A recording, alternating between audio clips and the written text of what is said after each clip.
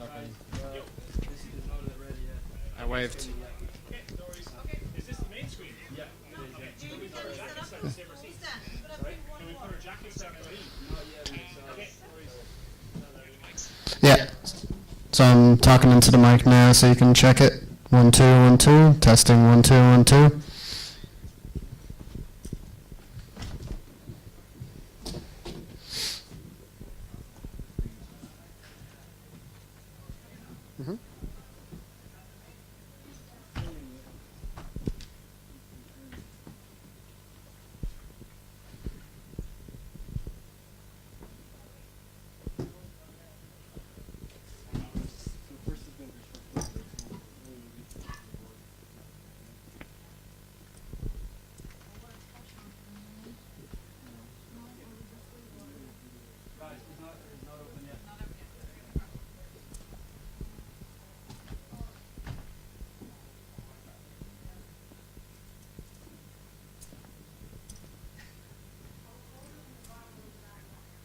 Testing 1 2 1 2. Testing 1 2.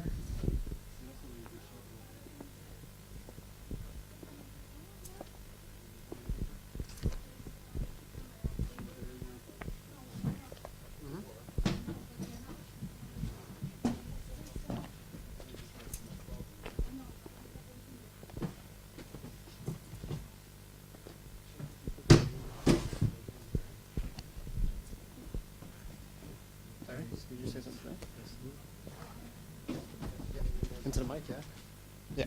Testing 1 2 1 2. Testing 1 2.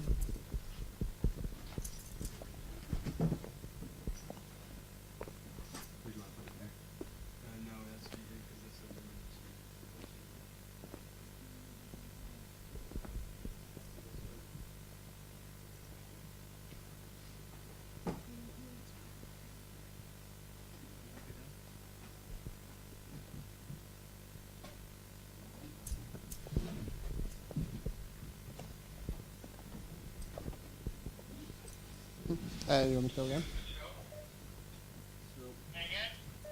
Testing 1 2 1 2. Testing 1 2.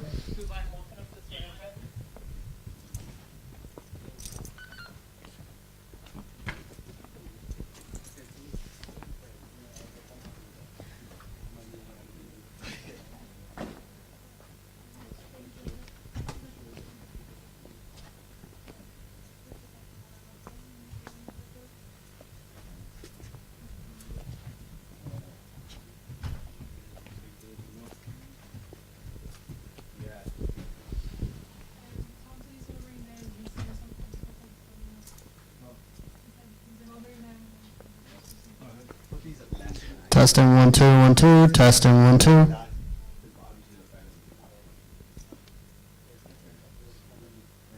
Yeah, no, no, yeah, I mean, like, It's more for photos. this is more of an angle than that.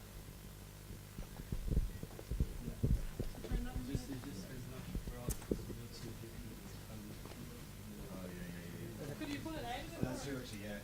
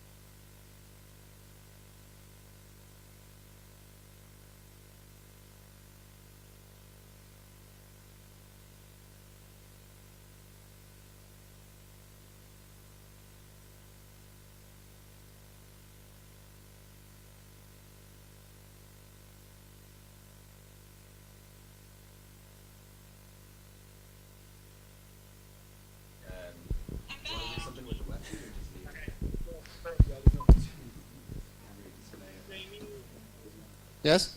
I've had people trying to come into 3, but it's all good. I got them out. Yeah, get him the fuck off. Okay, Jamie, Yes. give us some counter.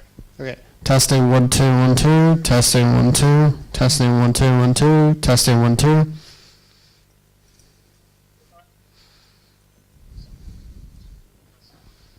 It's still grainy. It was like that last year, I'm pretty sure as well. Yeah, it wasn't great, but yeah, last year. Keep talking to the mic, Jamie. Anything you say, just say into the mic. Okay, testing 1 2 1 2. Testing 1 2. No bad, Jen. That one just came through my phone. Oh, that's a bit better. That's a bit better. Yeah, Much better or a bit better? it's a bit better. Yeah, it's noticeably better. It's listenable. Okay, I'm gonna come up to you actually. Okay, one sec. Just stay there. Jamie, I'll call you back. Okay. Okay, stand by.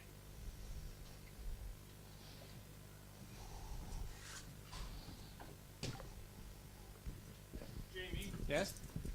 they also want the moving video logo at the beginning and the end. Okay. Is that in the playlist? It says CPL, Okay. so it's on there an hour long. Okay.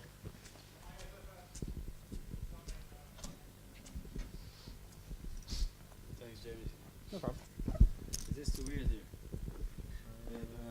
Finger broke. I mean, you won't really see it once, because that's the spotlight. That's only going to be on when people are talking up here. That's so. fine, that's all we need. It's just, it looks a bit quite. Blends into the background. Yeah. But is that okay there? Because it still has space for the exit. If you want to put it there, yeah. It's not really blocking anyone. Sweet. I guess this is has to be. It is. Must be.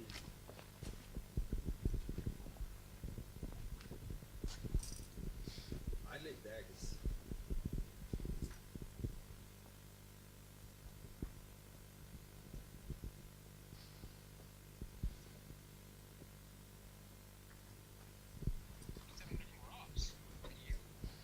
Hello. Yes. No, I'm not telling you my best joke, but I'll do the testing 1 2 1 2. Testing 1 2. That's all you're getting.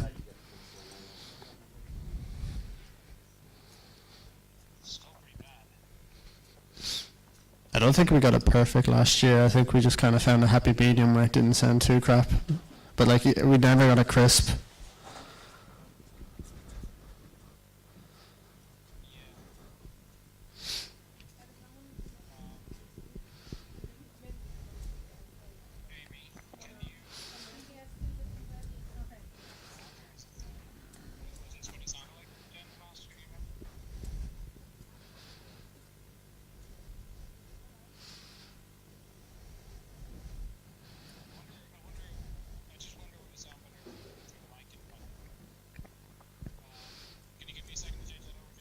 Sure.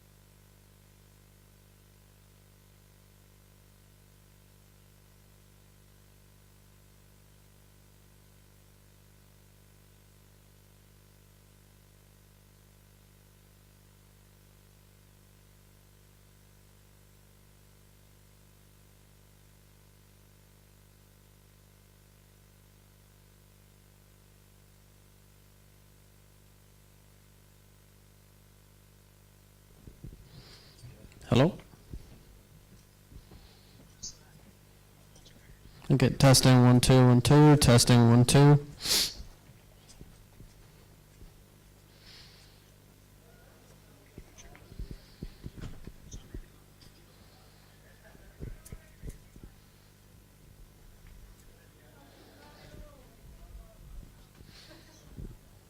are you guys ready to let people in this fucking shit festival now?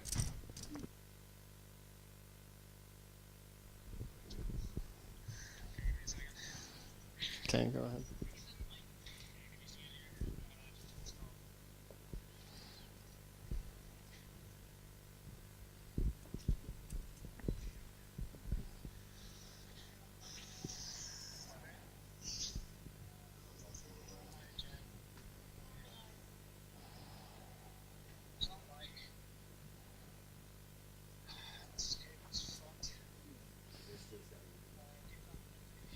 Testing 1 2 1 2, testing 1 2. Are we good to go?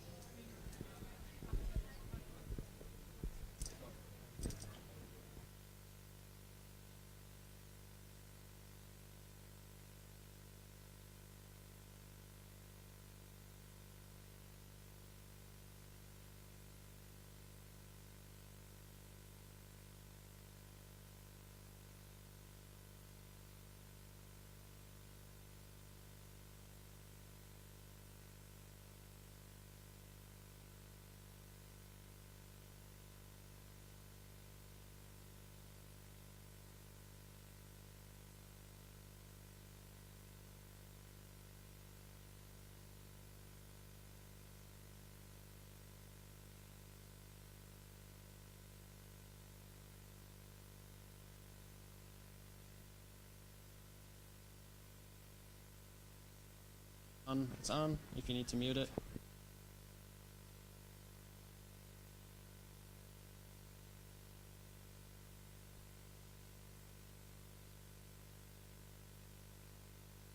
Mute it, and then you'll be able to talk just like that. Okay, cool.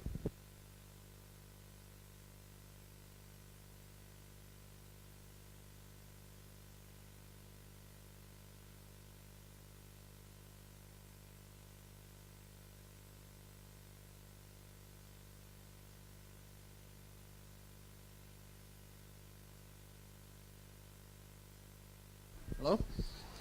Hello? Hi. Rob?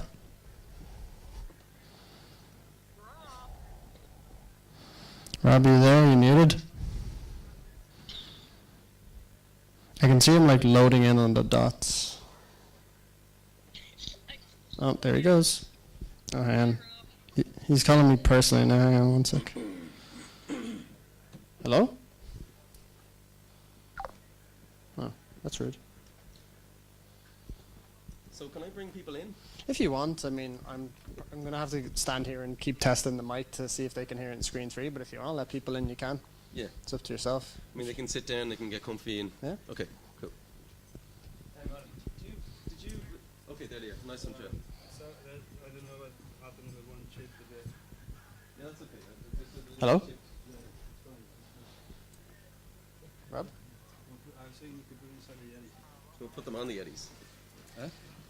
I can hear you, Rob. Pushing's good with that. Yep, testing 1 2 1 2, testing 1 2. For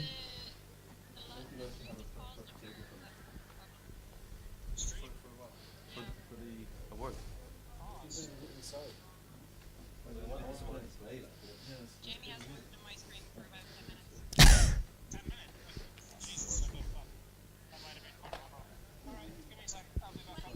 It was on since you left, Rob. He hasn't yeah. But I can see on the screen it's like paused, but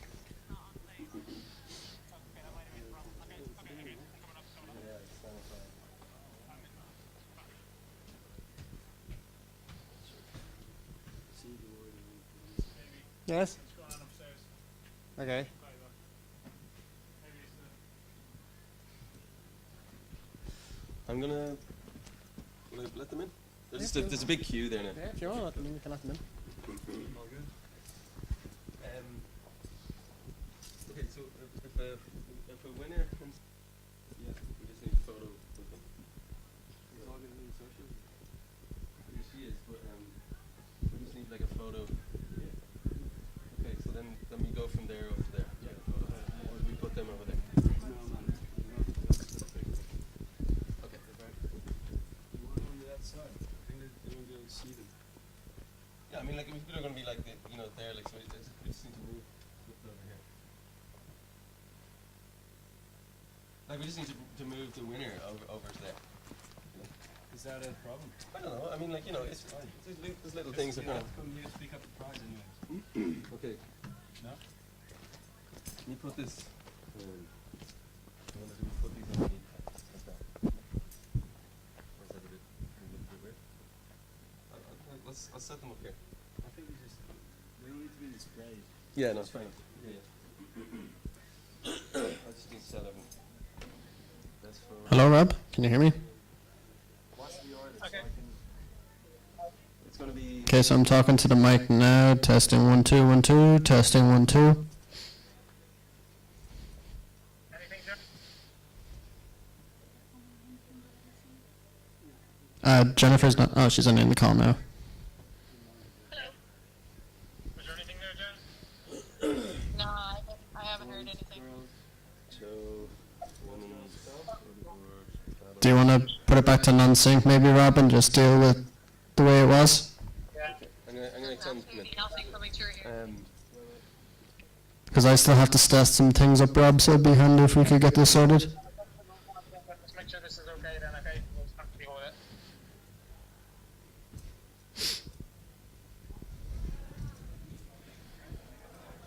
Guys, Bernard pressuring me now too to get the screen open. Yeah, it's the same down here. And I still haven't set up the HDMI for the laptop.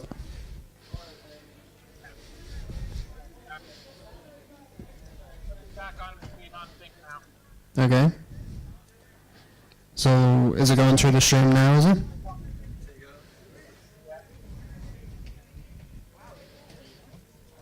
Ben? I can hear him now, but it's really muffled. Yeah. Mike. What was that, Rob? I can't hear you. You want me at the front, or do you want me to stay? You're not going to be on this part, so. I'll stay. You're the second half, so yeah. Try and get the. I can't hear a thing you're saying, Rob. By the way, you sound like you're talking in a toilet. Really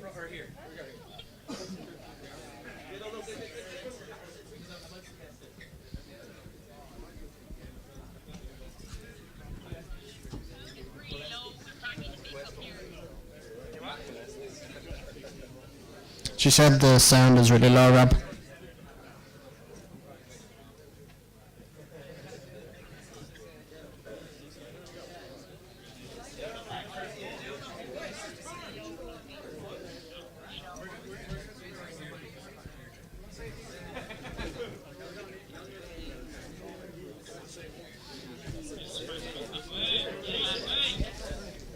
Speak again, Sammy?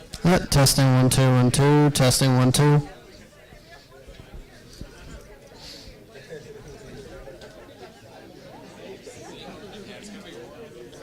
Okay, you've gone back 10 seconds now. Okay.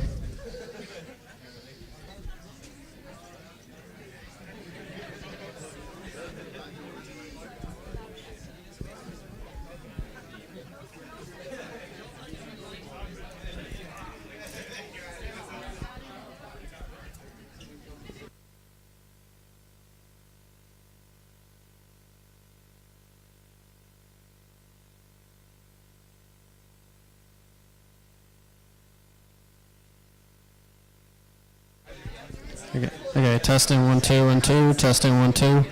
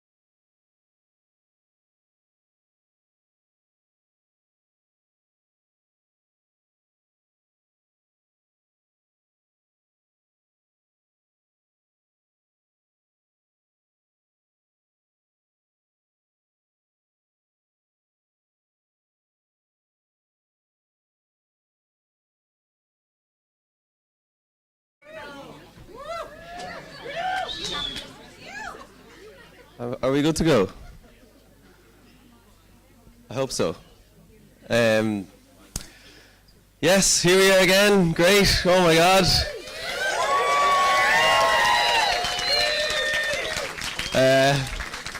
Pretty stoked that we pulled this off again. It's kind of a mad buzz coming up to like the last couple of days and the last weeks coming up to this thing that you don't really have time to think. But it's kind of, you're on a buzz just because you know like the event's going to be class and all your mates are going to be here. All my favorite people in the world are here, so it's amazing.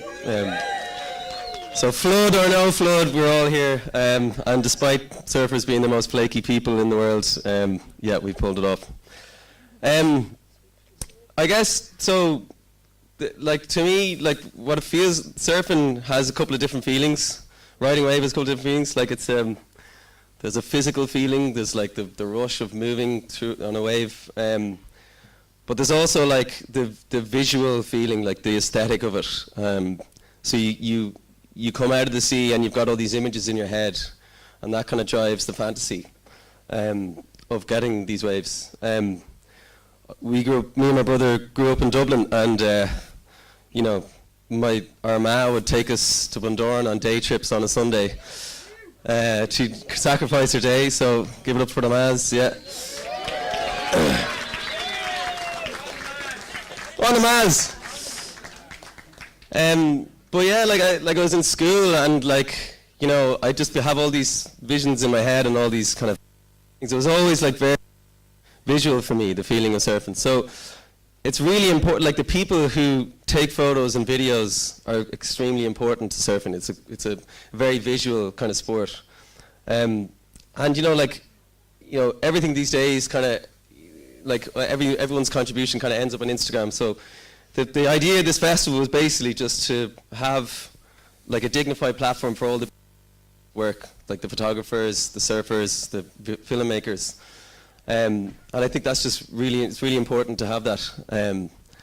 And like when we were growing up, Mickey was a huge inspiration, and he would come along and he'd be like, "God, amazing waves! You can tackle them, you can conquer them. Like, you know, they're there for you guys to have it. You'd fill us with confidence and inspiration." And I think I just want this festival to be that. Like, I want everyone to get buzzed on it. I want, like, if they do something, they make something that, like, we have an event here for them. If you make a cool film, you know, it's there. We can show it in front of everyone. If you take a cool photo, it's there. If you get an amazing wave, we can celebrate it. So that's kind of the basic idea of the festival, really, and that's the whole point of it. And yeah, like last year was such a buzz. Like the buzz in this room was just amazing when people were showing their films and like showing their waves.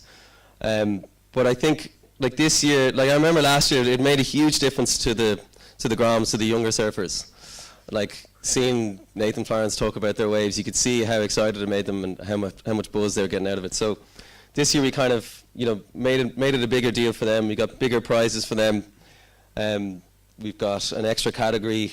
We're using this raffle money to bring all of them on an improver weekend with these professional surfers. And we've also made a magazine. Like if we didn't have enough things to be doing, we, myself, Joao, Emer and Julia made a magazine, Squish Mag. I don't know, it was a cool process. It all just came together, and yeah, so get them while they're there, because we're not making any more of them.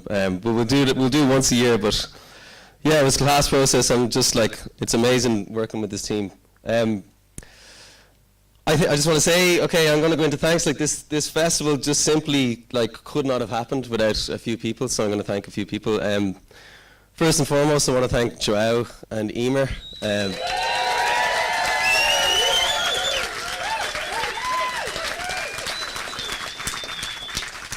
Like they're too modest to come up here and say stuff. I keep trying to ask them, can you guys come up and talk about this stuff?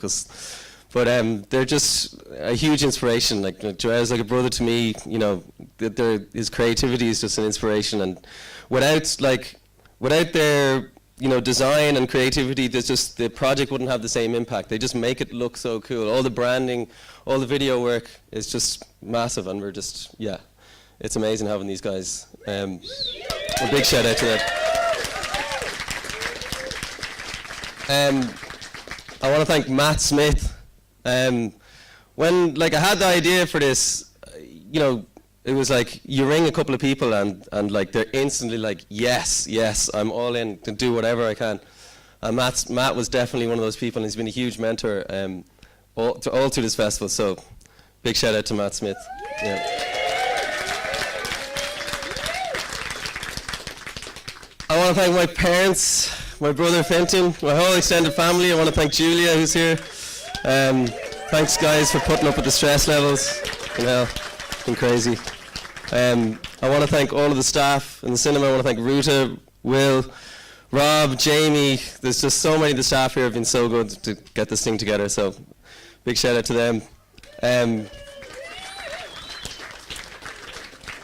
I want to thank the volunteers, so those people who just gave up their time. We got a bit hectic there at the start, but we all got it together, everyone pulled through. So a big shout out to Georgie, absolutely amazing, heading up the volunteers. Camille, who literally just hit up the festival out of nowhere and was like, I want to do whatever I can, and he did so much for us, posting stuff, all the jobs we didn't want to do. So Camille is so, big shout out to him. Patch, Finn McCann, Fiona, Finian, Ali, all the volunteers, thank you so much, you're amazing.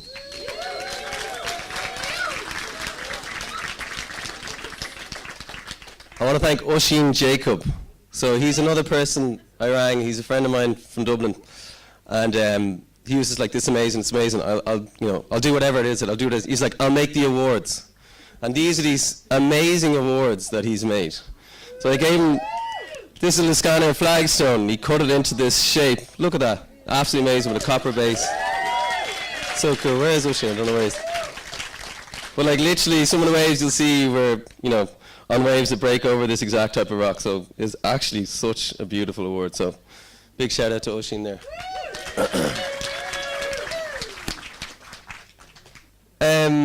I want to thank McDara. McDara Coog is here.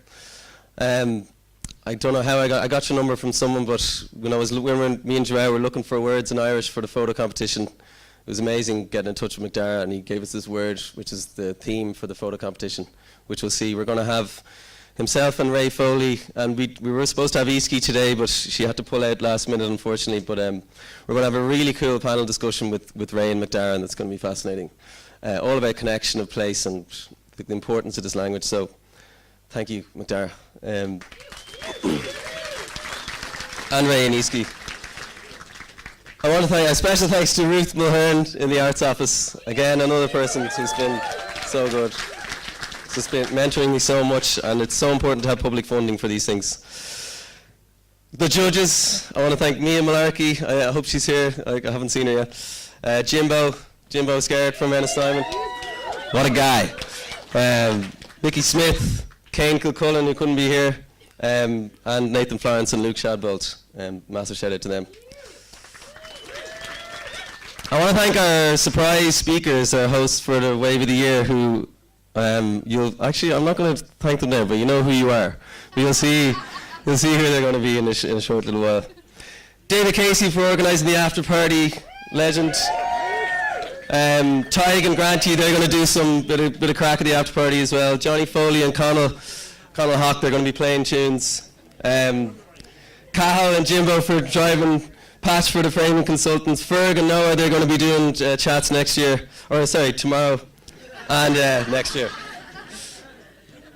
And I want to thank all of the people who submitted as well. Sorry, there's a lot of thanks here, but this festival has a competition, but and it's weird to have a competition sometimes because it's so subjective, a lot of these things. But what's important is that we get to display all of this stuff, like the photos, the films, the waves, and it's not really, there has to be a competition part of it, but you guys made this festival, so thanks for putting yourself out there, and putting it up there, so thanks to all the contributors. Okay, I want to thank the audience as well, thanks for coming, because it's so amazing, so fast.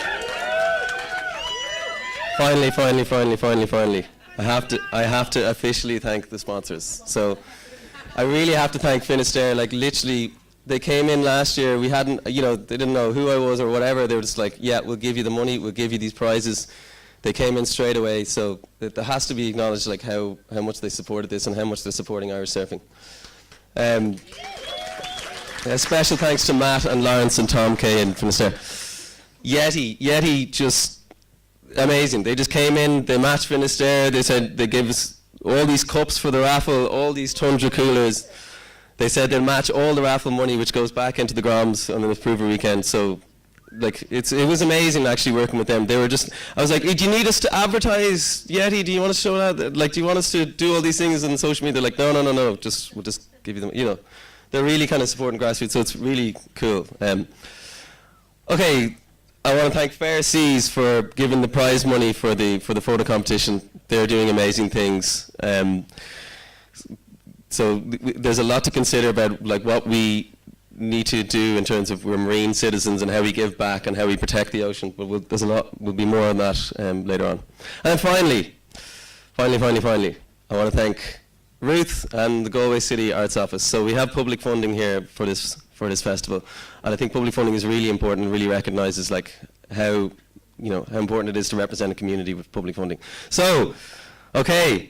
Without further ado, I want to bring up Ruth Mulhern, who's going to officially open this festival. So, Ruth.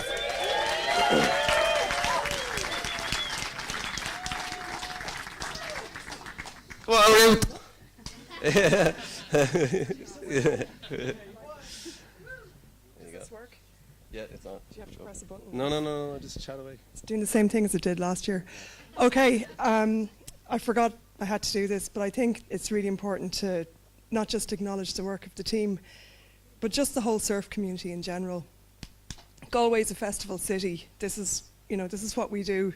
I spend my whole time in the arts office evaluating submissions from different festivals and figuring out who gets funding, why and where. And I really admire Tom for just ringing me someday, found my number and got in touch. And I think that's the way good things happen in Galway, is you have to be brave sometimes. And I think with everybody in here who knows how to get into the waves, that's a big part of what you do.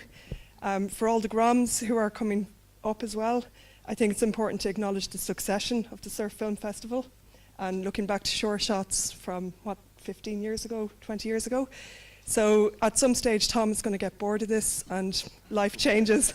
And he's going to be looking to the back of the room to maybe carry this forward as well. So I think, in the arts, what we always worry about is that things just flop and fall after a while because there's nobody to carry it forward. So, think about that. You've said all the thanks. You've done a really good job. Let's get going. So I opened the Surf Film Festival.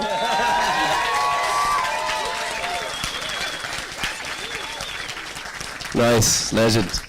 Okay, so the way it's going to work, we're showing 7 short films today, 7 selected films. We're going to show 4 of them now back to back, and then we're going to have the photo competition. We're going to have the under 18 wave of the year, and then we're going to have a break so we can get more pints. So, okay, the 4 back-to-back films. So these are the selected films. So first we have Codersnacht, which is the T-Bay lads, the Breens. Tom and Joe Breen. Class film, very hilarious watching them.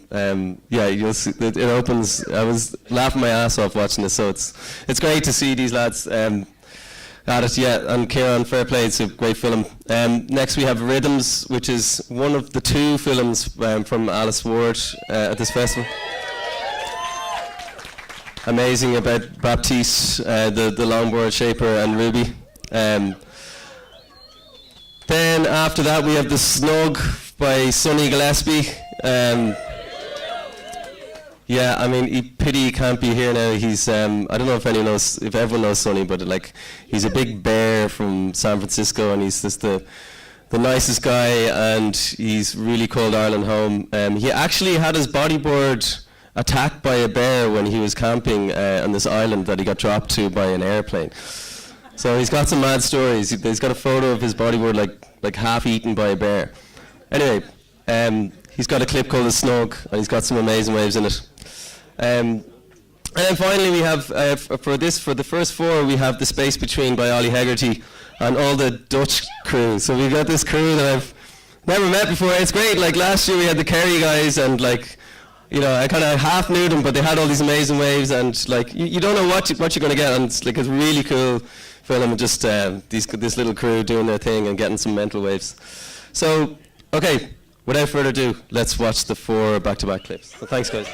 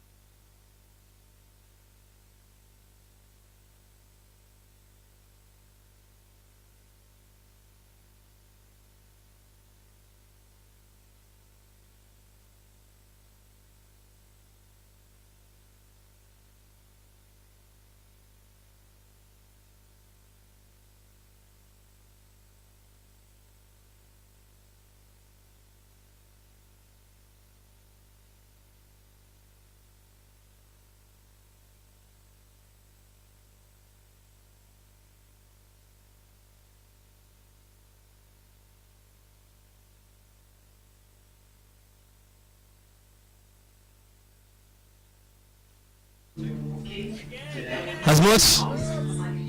Hello. I'd watch it again, like, but anyways, yeah.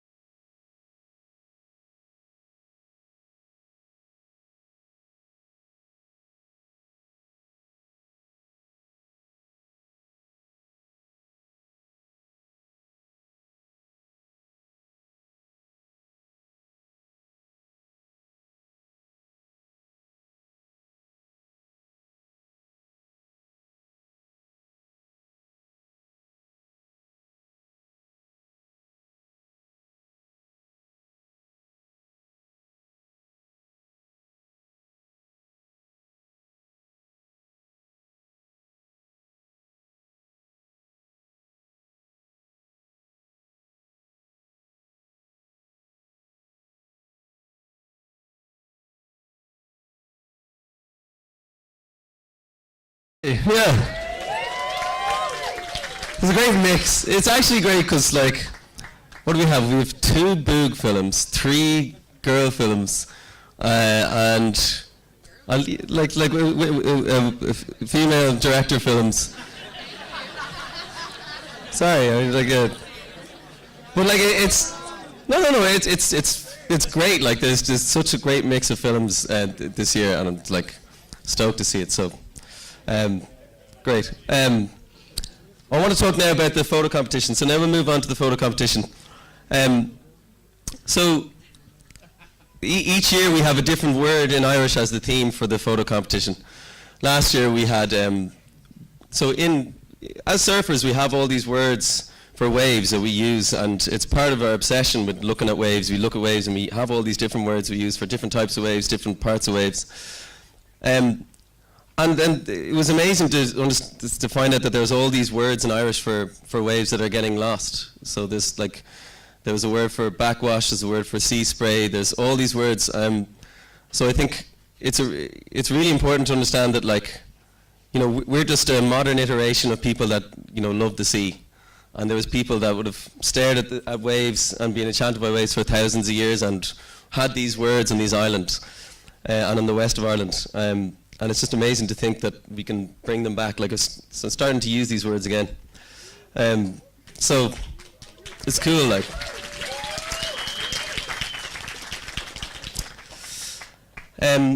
So what we're going to see now, so this year we, after ringing around, like going on a hunt for different words for parts of waves, myself and Joao ended up on the Aran Islands, like talking to these guys, this 90-year-old man. Yeah. And it took us a while to find the right word, but we found McDara, and McDara had this amazing suggestion for this word for sea spray, and it just, there's so many like cool imagery that can come out of sea spray. So we're going to show the video about the concept now, and this.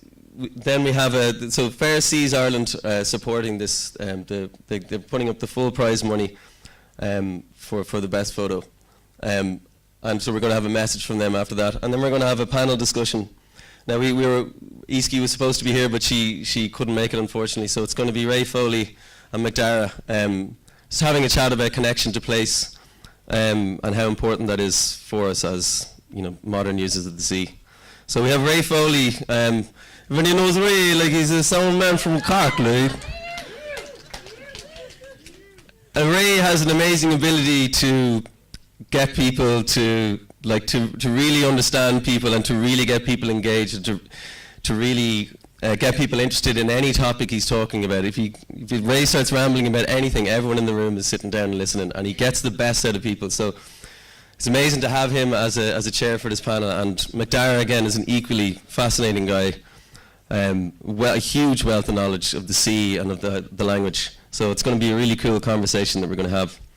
And then we'll have the announce the winner. So we'll play now the concept for the photo competition. So thanks, guys.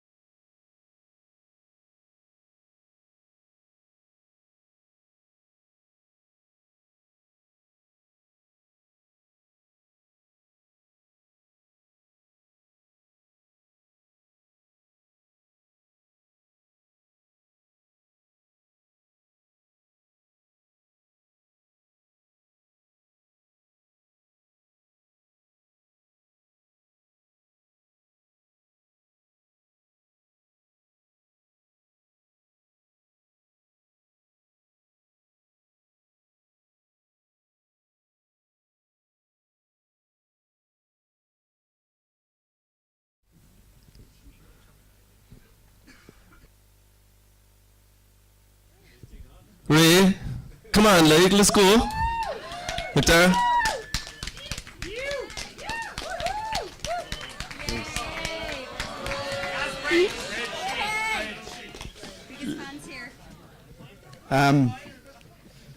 I think the first thing I want to say is, I've known Tom for many years, and it's amazing to see you realise your potential and deliver this epic event. It's class. I think there's a lot of love in Ireland for Tom Gillespie, so fair play.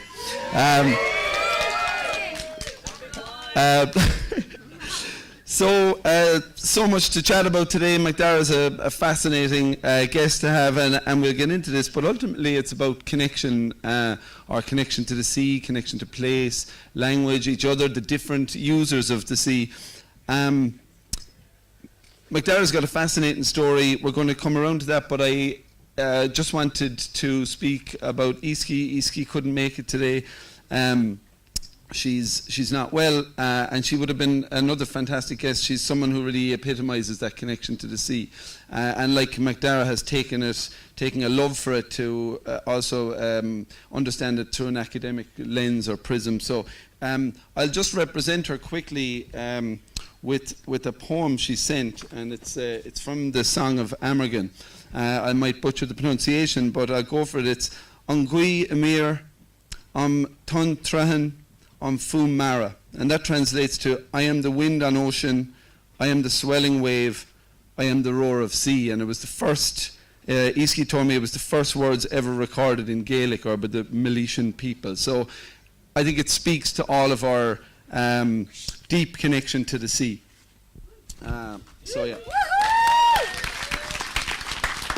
Will you throw up the first image, Tom? I work for a conservation charity, a nature restoration charity called Home Tree, based in West Clare. And I was always going to shoehorn trees into this talk or this presentation. So I also got Joao in there. Look at him, the sneaky devil. This is a woodlands in a townland called Tullygeelan in South Kerry, and it's a type of woodlands called a hyperoceanic woodland or an oceanic woodland. The ecology of this woodland is driven fundamentally by proximity to the ocean. It's wet all year round, and so it facilitates all kinds of life. And I thought that idea of oceanic or hyperoceanic is an amazing metaphor for us as Irish people. McDara said during the week when we were chatting, he said, we're all islanders, and it was a cool thing to think about ourselves as islanders, because for islanders, every bit of your life, really, your greatest challenges, your inspiration, your opportunities, your food, your connection to the broader world, everything is about the sea, and we're islanders. All of us in the room are islanders, and I just thought it was a cool way of saying it. The first people who came to Ireland, and all the successive waves of people who came to Ireland came here by sea. And they had a real close relationship to the sea. I was thinking we're almost like Polynesian people, the way they moved from place to place by the sea. And an example of that is most people in the room will know what a midden is. A midden is like a pile of shells. It could be thousands and thousands of years old, left by people who lived. The first people who came and lived here, they were hunter-gatherers. They lived close to the sea. And to give you an example of how much they depended on the sea, there's a midden not so far from where I grew up in Cork, a place called Carrigtwohill. It's 180 metres wide. It's 2 metres deep down into the ground, and it goes back 70 metres into the land of shells, or mostly oyster shells. Just to speak to how much we just fundamentally depended on the sea, and like that was thousands and thousands of years ago, but we actually haven't changed that much. To this day, 2 million of us live within 5 kilometres of the sea. Most Irish people live really close to the sea, and like the islanders, every bit of who we are and what we are is at some level influenced by the sea. Even today, myself and Katie were staying in Leenane last night, and we barely made it back to Galway because a big storm, which would have originated in the Atlantic, washed out all the roads in the hills in Connemara. So, but yeah, for Tom, I think a big theme of this event was about connection. And a small little anecdote about connection, and then we're going to go over to McDara, I wanted to tell you, is most people in the room would know the Skorowskis. Have we got some of them here? Where's Danny boy? He has to be in the room. Well, we've got Dan and Steph Skorowski, are really well-known surfers. They originally came here from Cornwall and certainly would have travelled on the sea to get here. What you might know is they've got a brother called Piran. Piran isn't a name that's particularly familiar to us in Ireland, but it's a very familiar name in Cornwall because he's the patron saint of Cornwall. What people don't know about Piran is that he's actually from Cork. Piran is a bastardisation of Kieran, and Kieran was born on Cape Clear. Capers really claim Piran as their own. He was born on Cape Clear. He ended up going to Wales by sea, eventually found his way down to Cornwall, blackguarded them all into thinking he's the salvation, became the saint of Cornwall. So, to me it just speaks to, you know, a modern day connection like friends of ours, but also ancient connections, and all of them linked together by the sea. So, that's my meandering preamble. So,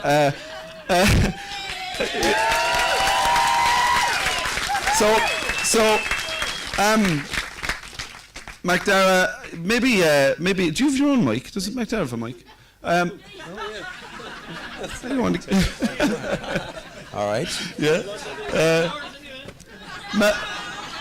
MacDara's a guy like maybe I'm in the same position, and Tom is that you get to do something you love. You get to do something you love day to day. Can you introduce yourself? Can you put up MacDara's backdrop image? Yeah, Sinead. Okay. Yeah, maybe MacDara, introduce yourself. Tell us a bit about where you're from and your background and this shot and your relationship to the sea. Okay, it's kind of good in a way because I didn't know you were going to do that intro about your man from Cork who ended up in Cornwall. But I'm from Kilkieran, and it's because Niamh Kieran, when he was visiting his cousin Niamh Aina in the Aran Islands, seemingly he came to our bay, which is Kilkern Bay, Kilkieran here, and this is where I'm from. They're the last 2 cows we had in the house. We don't have cattle anymore, we have 2 donkeys, all right, but that's my home in front of that Charolais cow there. That's the hill behind the house, Coombe Kilkieran in front of us, and then beyond Coonagher Road, and then beyond that Galway Bay and the Burn. And in my house, when you look out the windows, 3 sides of the house you look out, you'll see the sea. To the south, to the east and the west. To the north, you'll see the hill. And if you were to go over that hill, you'll end up in the sea in the far side, or the other hill. So that's, when you're talking about connection, that's kind of where I come from. So I grew up there, obviously looking out.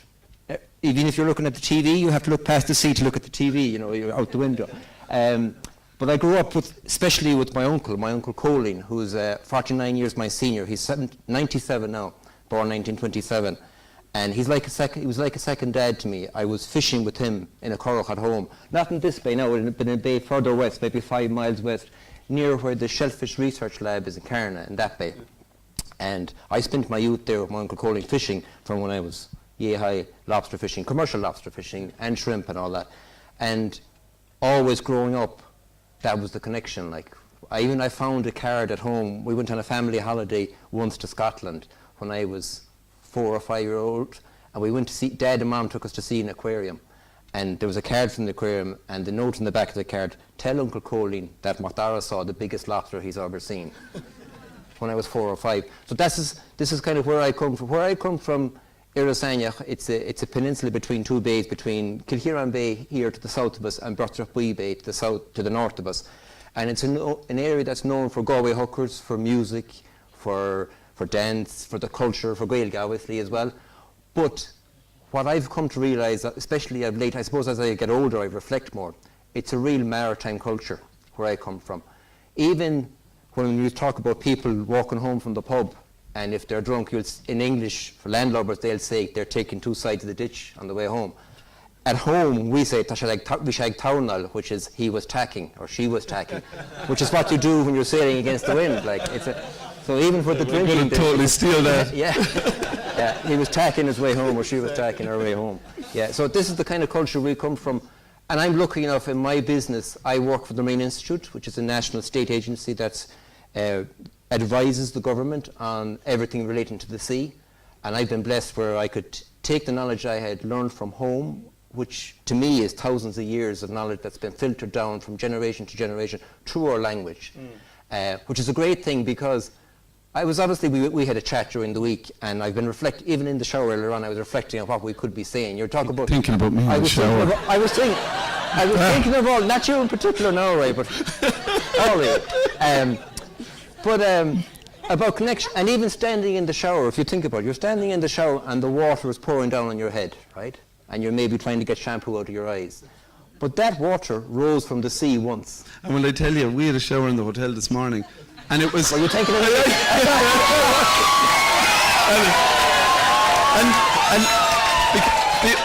Because there was a load of land slippages up in the hill above us, the water was brown, and it was so interesting. Come from the ocean, wash down the peaty hill into the shower, was brown. So that idea of language is so important to you, and it's just beautiful, to hear things like you're tacking or whatever.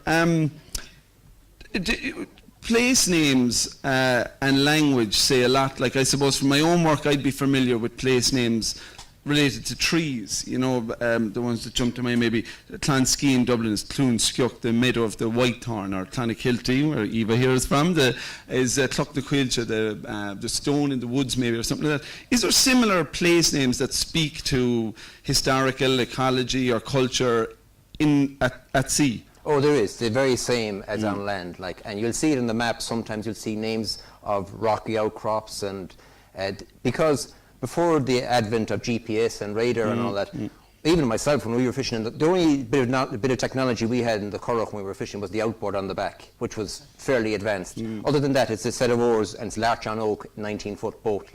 So when you were fishing, you use landmarks where you triangulate. You see surfers, they use landmarks to keep them in the right place on the line so that they're not drifting too much. The same principle. And those landmarks, then, to be able to pass them on, you need to have names for them. I'll give you an example how I even learned from them. We were fishing at a certain reef at home. It was only 30 yards long. We'd shoot our net on for wrasse. It was a particularly good one for wrasse, and we used to use wrasse for bait for our lobster pots. So for this particular reef, to the west, it was Clochar an Úcade was the name of the rocky outcrop to the west, which you'd have on top of a rock. And then to the north, then it was my school on another rocky outcrop. That was the triangulation. And Clochar an Úcade, I remember going home and talking at home about Clochar an Úcade. I didn't know what Úcade was. And this particular first of all, Clochar is the name for a rocky outcrop. So the Clochar then had 3 peaks on it like this. And I remember talking about it at home, and my dad is interested in words as well. He was a journalist, so he was big into words. So I was saying, Dad, I wonder what this Úcade is. And he said, hold on, we'll check. And he went in and found the dictionary, and Úcade is actually the Irish name for a 3-spined stickleback. Wow. So this landmark had taught me that my ancestors were looking at 3-spined sticklebacks and had named this rocky outcrop based on the 3 spines, the dorsal fins of a stickleback, which is quite cool when you think about it. It's incredibly cool. It's reminding me of a story. I was lucky enough to be invited onto a Galway hooker heading out to the Aran Islands, and on the way out, the lad, he was regaling to the boat, like Tom and yourself has been speaking to tonight, we have over 100 words for different sea conditions around here. And his wife then muttered under her breath, and feck all for emotions. which I thought was gas. But do you think ye hung on to all these lovely words because ye hung on to the connection to the sea? Is that why they exist there? Because ye stayed fishing, or maybe at small scale fishing longer than others? Or why was it that ye have so many words? Correct. They're associated with the work, which is why this kind of stuff, like you're doing here with the surfing, is so important, because it's kind of modern work in a way. I know it's not work, it's pleasure, but it's an activity, right? And with any activity, you have to be able to communicate during that activity. And it's the same with the fishing. Like we kept those words alive because they related to our activity. Utility, exactly. Utility, yeah. And even for me now, I'm a marine scientist by trade now, and I'm not fishing anymore, but I still use some of the same words for when I'm explaining stuff, because sometimes I might be on the radio explaining stuff in Gaeilge, and I would use the traditional terms in a modern text, modern format, but you're just carrying, and sometimes you might use the word and evolve it to a modern kind of, for example, sustainability, even in English, 30 years ago, sustainability wasn't common parlance. You know, you didn't hear it all the time, whereas now we do. I was actually out in Carna, but it was good, like probably 12 or 15 years ago, and there was these kids, I was working with Green Schools at the time, these kids cycling in front of me, and they were looking back at their teacher, and they were saying, Miss, oh, well, can't they go full power? Yeah. Oh, well, can't they, are we allowed to go full, really fast? I just thought it was a gas got it, yeah. When we were chatting earlier on in the week, this idea of reciprocity came up. You know, we all in the room get so much from the sea, and it'd be nice to imagine we could give something back. You're in the lucky position, as I am with Woodlands, that your day-to-day work contributes to, hopefully, you know, some of your research. You were telling me about prawn or shrimp fishing, you know, the best time to catch them, so there's more in the sea and there's more available for fishermen. You know, it has a specific effect on our environment. Do you have thoughts on culture has a role in giving back, you know, some of the filmmakers in the room, you know, elevating the position of the sea, the ocean, our connection to it? Do you have any thoughts on, say, your own work around policy, things we can do as a state? I know Jack O'Donovan Troll gave this talk last year, and it was about marine protected areas. Are there, like, measures from a policy point of view you think that we could take that would help protect our seas? It's often not as simple as make a marine protected area. Do you have obvious ones that we could start doing? Yeah, well, in fairness, it's only this week I was at a big conference up in the RDS called Ocean Knowledge 2030, which is, it was a draft for the Irish development of the research and innovation in the marine sector from now to 2030. And there was some very interesting speakers there from both Ireland and Europe and beyond. And what they were saying, that when it comes to marine science, you kind of, people talk about Ireland, it's been on the edge of Europe, right? Which we are when you think about it. But when it comes to the marine, we're not on the edge. You're bang in the middle of where you want to be. Because of the way the weather comes from the Atlantic, it hits us first, the sea hits us first, so we're in a very unique position. And Ireland as a nation really has taken that on in the last 20, 30 years. Even when you see in Galway our research vessels here, like. So when you talk about policy, to me, it's about the ambition of the state of what we can contribute as a nation, not just to the citizens of Ireland, but to the citizens of the world. Because when you think about it, the sea that washes up on the Galway coast tonight was somewhere else, on some other coast, other nights. It has been going around the world. The sea connects us all. Like. So this is why the policy is important. There's policy, for instance, in relation to what you'd hear about catching, you know, don't catch too many fish, you have quota and all that. That's kind of normal stuff we're kind of used to. But then there's other policy about, which I think is equally or maybe more important, which this event is part of, which is educating ourselves about our own personal responsibility. Because each one of us is connected to the sea. When you think about it, if you're brushing your teeth, and let's say you're brushing your teeth with toothpaste that has microplastics in it, once it goes from your mouth down the drain, it does a little circle into the sink. That's its first entry into the sea. So each one of us has a personal responsibility. And you may think that, oh, it's only a small thing what I do. And I know surfers are good, they'd be good for cleaning beaches and all that, they'd be aware. But all of us, regardless of whether we're surfers or just general citizens, we do have a connection and a responsibility as well to be aware of our own actions. I think that,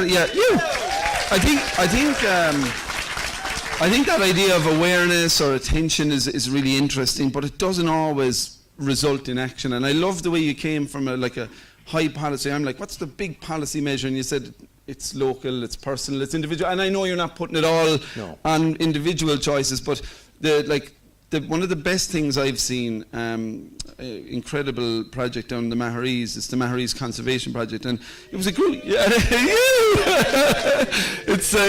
was the best, and you know, it was a community who had problems. You know, it might have been parking, wild camping, fires, climate change, and the dunes were getting destroyed. You know, they were washing away, the road was getting affected, and they got together as a community, bottom up, and fought to get funding and fought to, you know, they actually had to go out at night to keep people from camping in the dunes. And the progress they've made against the odds, you can actually see it from space, from the aerial photos of the peninsula, where the bare sand was there 10 years ago, and now the dunes have recovered. And I just love it as that kind of bottom-up impact. So I suppose, like as I said, Jack, who did this talk last year, was really about a call to action. And I think it behoves all of us who benefit so much from the sea to find ways that suit our own strengths and our own interests to be able to give back. So Definitely, and I'm not dismissing No. the importance of policy, Yeah. because it is, and even in your example there, the policy there should be to be able to support community action,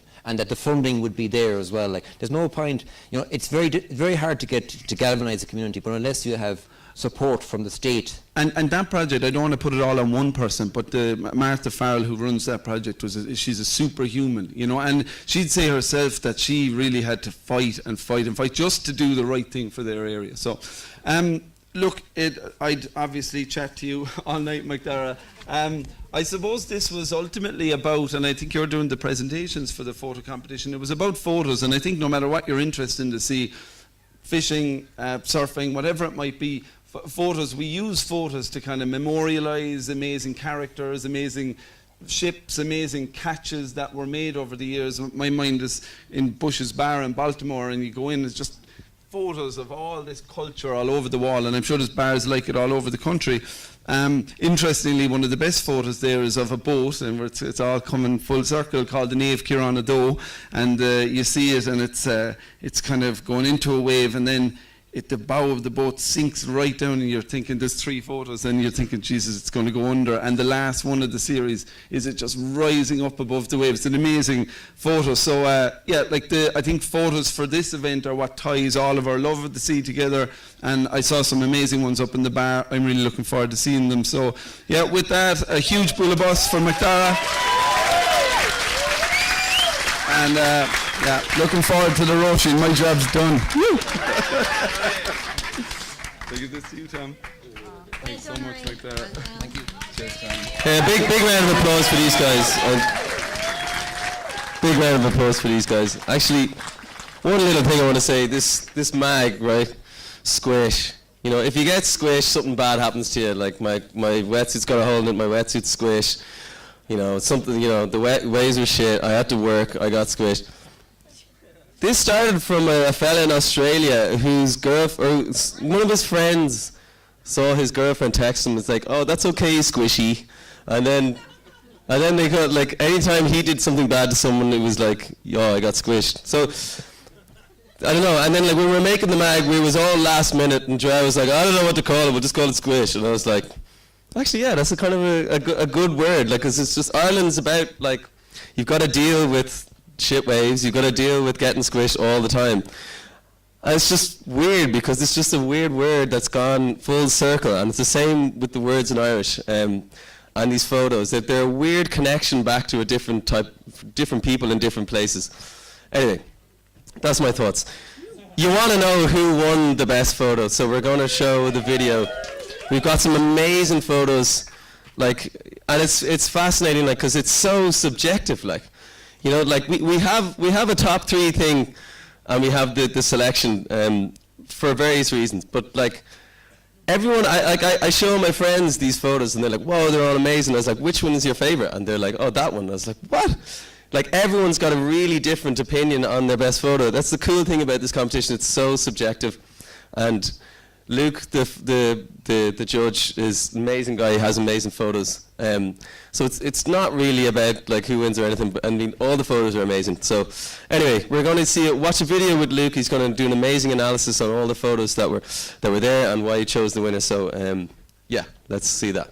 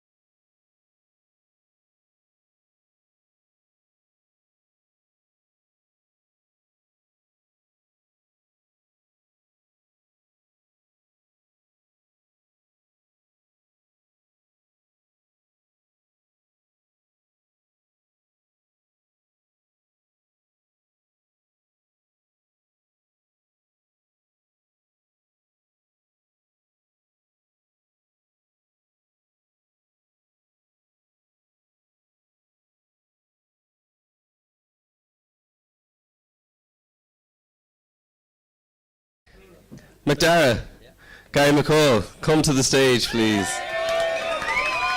Come to the stage. Go over there with a photo with the thing over there. Thanks, man. No, well done. Thank you, man. Thank you. Beautiful photograph. Thanks a lot.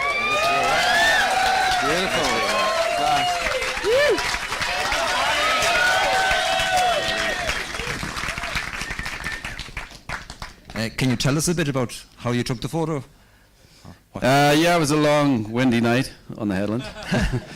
I thought Riley's would suit like a really strong offshore day with the black cliff in the background. And yeah, just to give it spray, the whole scene. So yeah, it worked out pretty well. Man, yeah, no, we were all very impressed with that. Thank you very much. I think it's an important part of what we were talking about earlier on, photographs for communication, because communication to me is really as important as any of our responsibility to be able to communicate the beauty of the sea, and I think that does it very well. Congratulations. Yes, thank you very much. Thank you.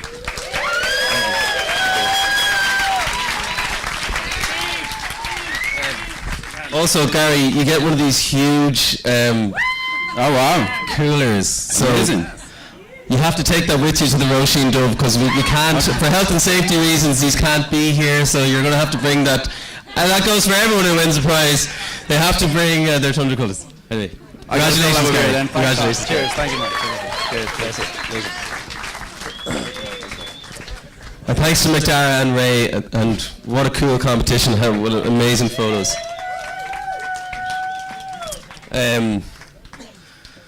What have we got now? All right. Right, now we got something really cool. So we have the Wave of the Year.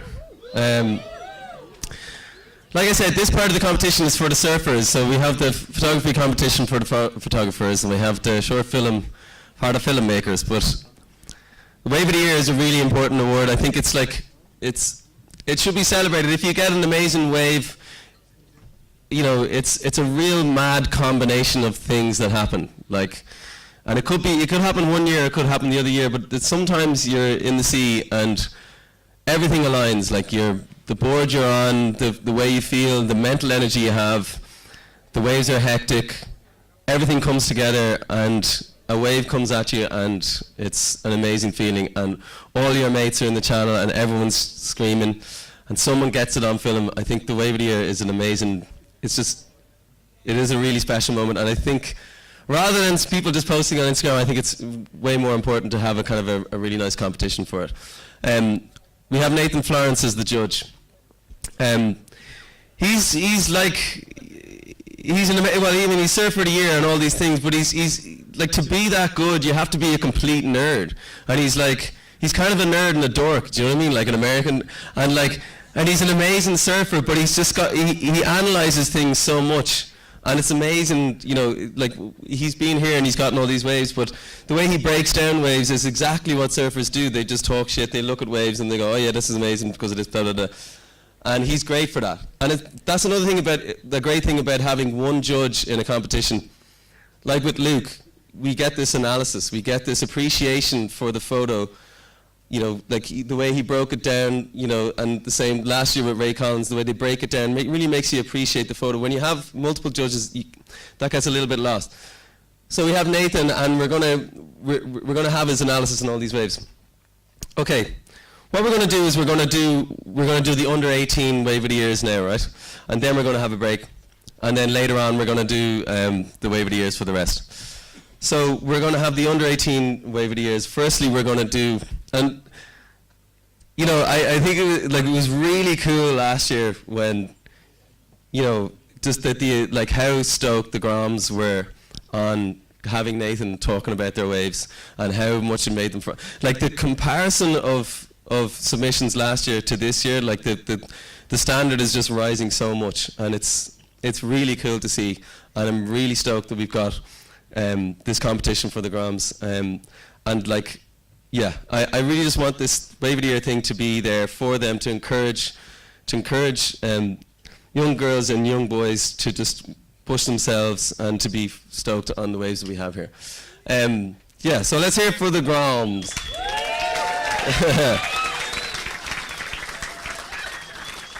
Now, who cares what I think? Let's get someone who everyone looks up to talk about this, right? Before we get into the Nathan video, the person that everyone really cares about is Garage, okay? So Garage is a huge inspiration. Come on, there's loads of surfers in Ireland, and Garage has been a massive role model. Same with Connor, same with Noah, same with all of them. So Garage is going to present the Wave of the Year for the under-18s. First he's going to say a few words, then we're going to see the video for the under-18 lads, and then we're going to see the under-18 girls. So, Garage, great to have you. Thanks for having us, man. All right, say a few things there. Put me under pressure here, but yeah, it's pretty mental what the Groms in Ireland are doing these days, and it's a bit of an honour to be able to give the awards out to them, because like I always looked up to the guys like Kane and Ferg and Steve-O and what those guys were doing, and like it's just mental how far it's come right now, that the kids like Josh, Tom, Dara, Odin, they're pushing the limits like I've never seen before of what under 18s are doing. So, and Isabella for the women, like it's mental what she's doing, being 13-year-old and being the youngest ever national champion. So Ireland's got a very bright future. So yeah, I'm pretty honoured to be able to give out the awards, and yeah, they've got me quaking in my boots for the next couple of years of national titles. So we'll keep it going for as long as we can, but I don't think I've got too long left. But yeah, so we'll get into what they presented for their waves and see who won. Pleasure, man.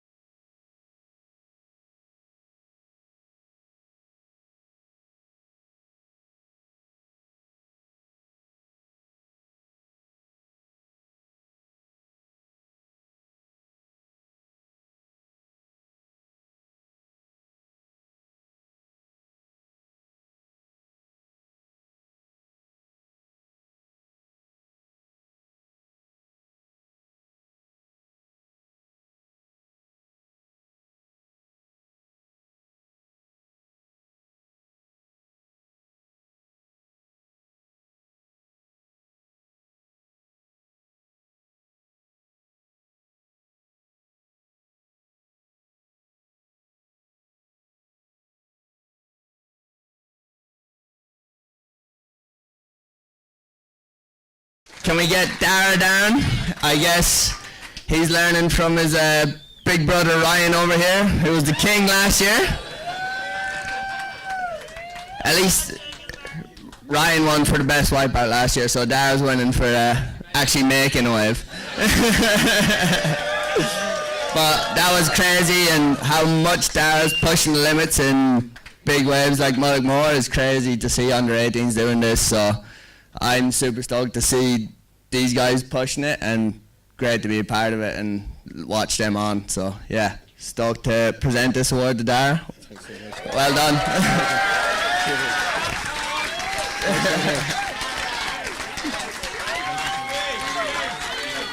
Dara. Yeah, you gotta Say thanks to Ryan.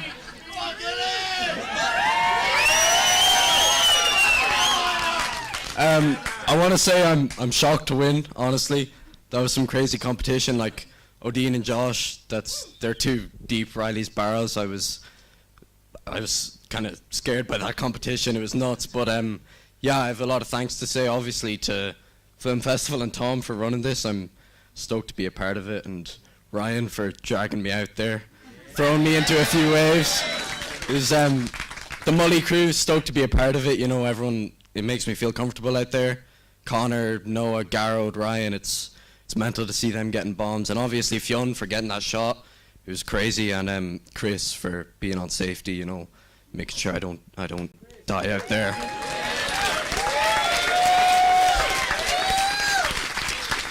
So yeah, big thanks to Film Festival. I'm stoked to be a part of it, and hope everyone enjoys their night.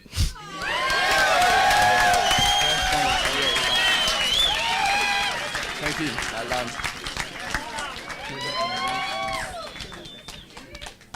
Well done. Alright, so now we're going into girls. Well done to Dara. He's definitely a lot better talking on the mic than I was when I was under 18. So well done to him for that as well. But now we're going into the under 18 girls, so yeah, let's see how that goes and see who wins.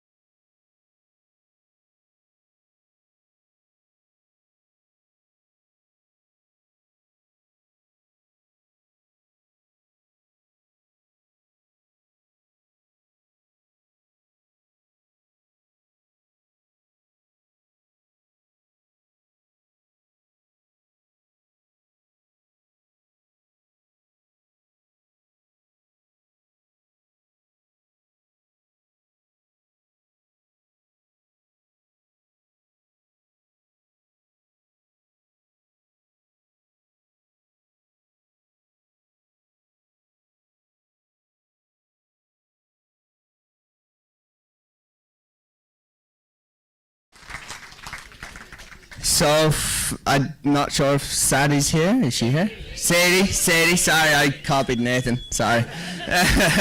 If Sadie's here to come down and accept her award, and it was crazy seeing how hard she ripped that wave.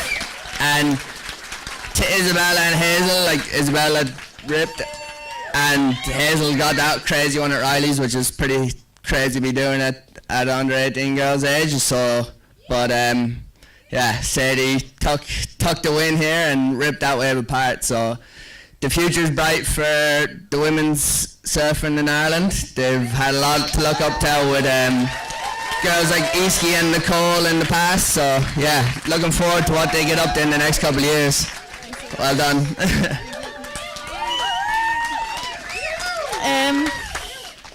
Just thanks to everyone that helped set this up today.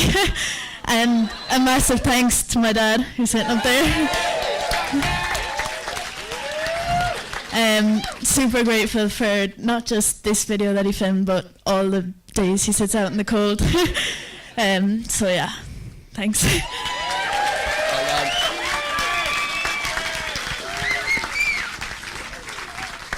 Got it? Just say thanks, everyone. So yeah, thanks to all the juniors and thanks to the whole festival for putting a real spotlight on the juniors, because it's the future of Irish surfing and they're really going to help push them in everything they're doing with, like Tom said, everything goes on Instagram now. So just putting a spotlight especially on the juniors is a massive thing, and the whole thing with the raffle helping them out with coaching and everything is massive. So the future's bright and really looking forward to the way Irish surfing is going to be in the future. So we're going to move on to the next one. Cheers. Okay, let's hear it for Garage. What a role model, like what a fucking cool role model. What a legend. Thanks so much to the guys. Just to say that we're doing a raffle, and the raffle is, all of the money from the raffle goes to bringing those 6 kids there, the top 3 under 18 girls and boys, on an improver weekend. So all of the money, if you have €5 you get a raffle ticket, €15 you get a cup, you can win a custom cord surfboard over there, you can win a Firewire board, you can win a Finisterre wetsuit, and it all goes to a good cause. We're going to bring the Groms on an improver weekend with Joe Gray and Ollie O'Flaherty, and they're going to get a jet ski course with Pedro Conroy. And that makes a big difference, you know. Like, what makes more of a difference is those weekends and improving them, and improving their abilities. And rather than giving them a board, they've got these this weekend. So please, I would encourage you to buy a raffle ticket, because it all goes towards a good cause like that. So what we're going to do now, and also I want to say one thing. All these videos and how cool they're put together. This is Joao Tudela, right? Like and Joao fucking worked tirelessly along with Emer to do all these things, to get all these things done on time, and to make them entertaining the way they are, and to make them look amazing. So give him a pat on the back when you see him at the break now. Okay. It's really it's a big job, and yeah, we should all appreciate it. Fuck you, Gia. Okay, and buy a mag. We're selling for 20 quid, and that's below cost price. So, and there's no ads in it. So yeah, it's a great mag, and this is all of us. Anyway, we're gonna have a break, right? We're gonna have a break for 30 to 40 minutes. So be back here at 9 o'clock, and we're gonna have the another 3 shorts. Okay? Thanks, guys.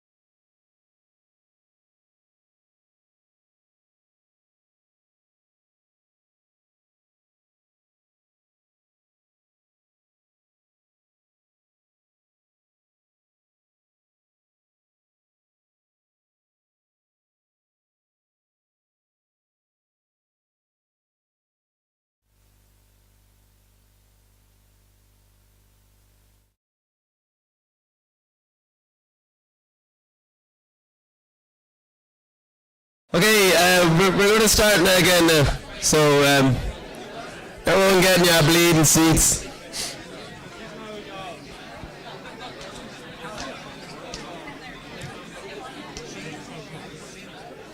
"60 seconds.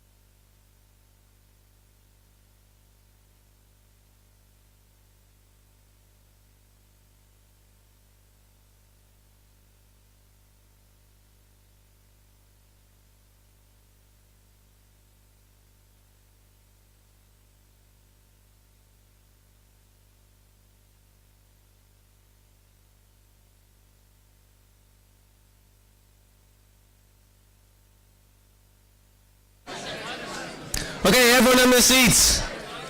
Everyone sit down.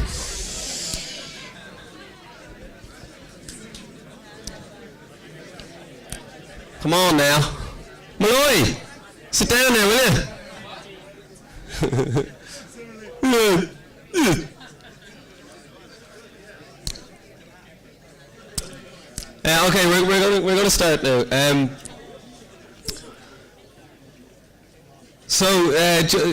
Just a little thing. So we're going to show 3 shorts now, and for each the short we're going to have a Q&A.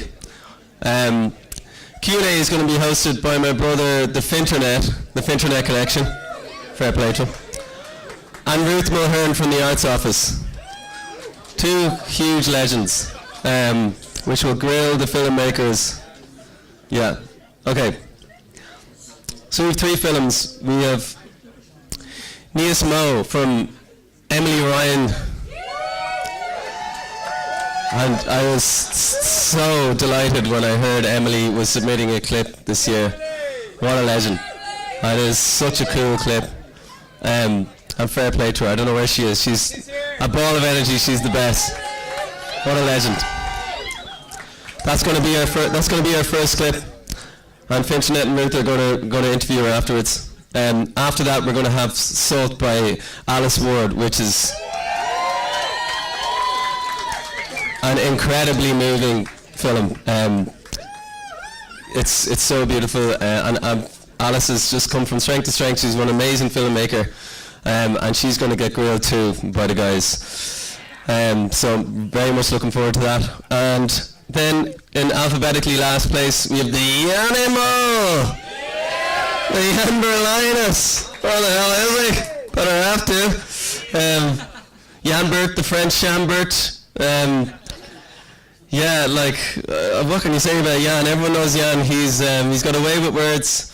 He's an incredible bodyboarder, incredible surfer.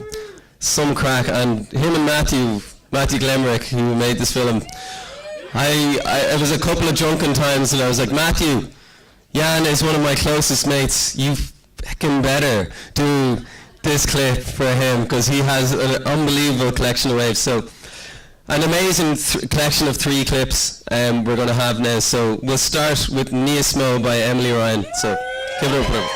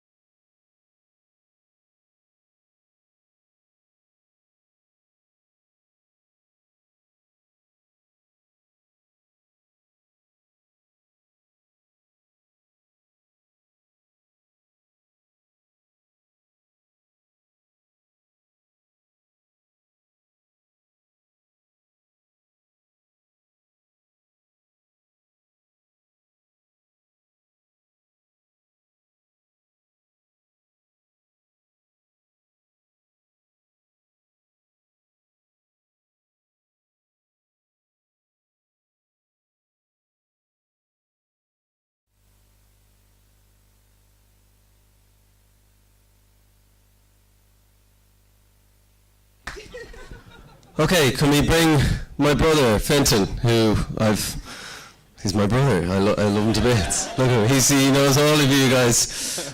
And no better man to interview, and all the waves we've had over the years. Got me into all this thing, literally got me into bodyboard when I was a kid, so delighted that he can be up here to interview Emily. And we'll get Ruth up here as well, please. Where's Ruth? Thank you, Tom. Let's go, folks. Callum's coming down as well. Callum, you look like doesn't Callum look like a young Kelly Slater? I think you've got a promising future in modelling or Hollywood, one of the two. So that was absolutely beautiful. Let's start with the music, because for me that was like epic music, and there's a story behind it, right? It's Irish music, so tell us about how you found this song. I told you this earlier. No, I just found the song. I liked the scratch. I saw them live, and I was in the gym, and I just listened to the song, and I was like, that's the one. That's like the bang, bang, bang. And where's Callum? Where is Callum? Come on, Callum, we can do it. You don't have to come up if you don't want to. It's fine, it's fine. Okay, no, it's good, it's good. Come on, Callum. Come on.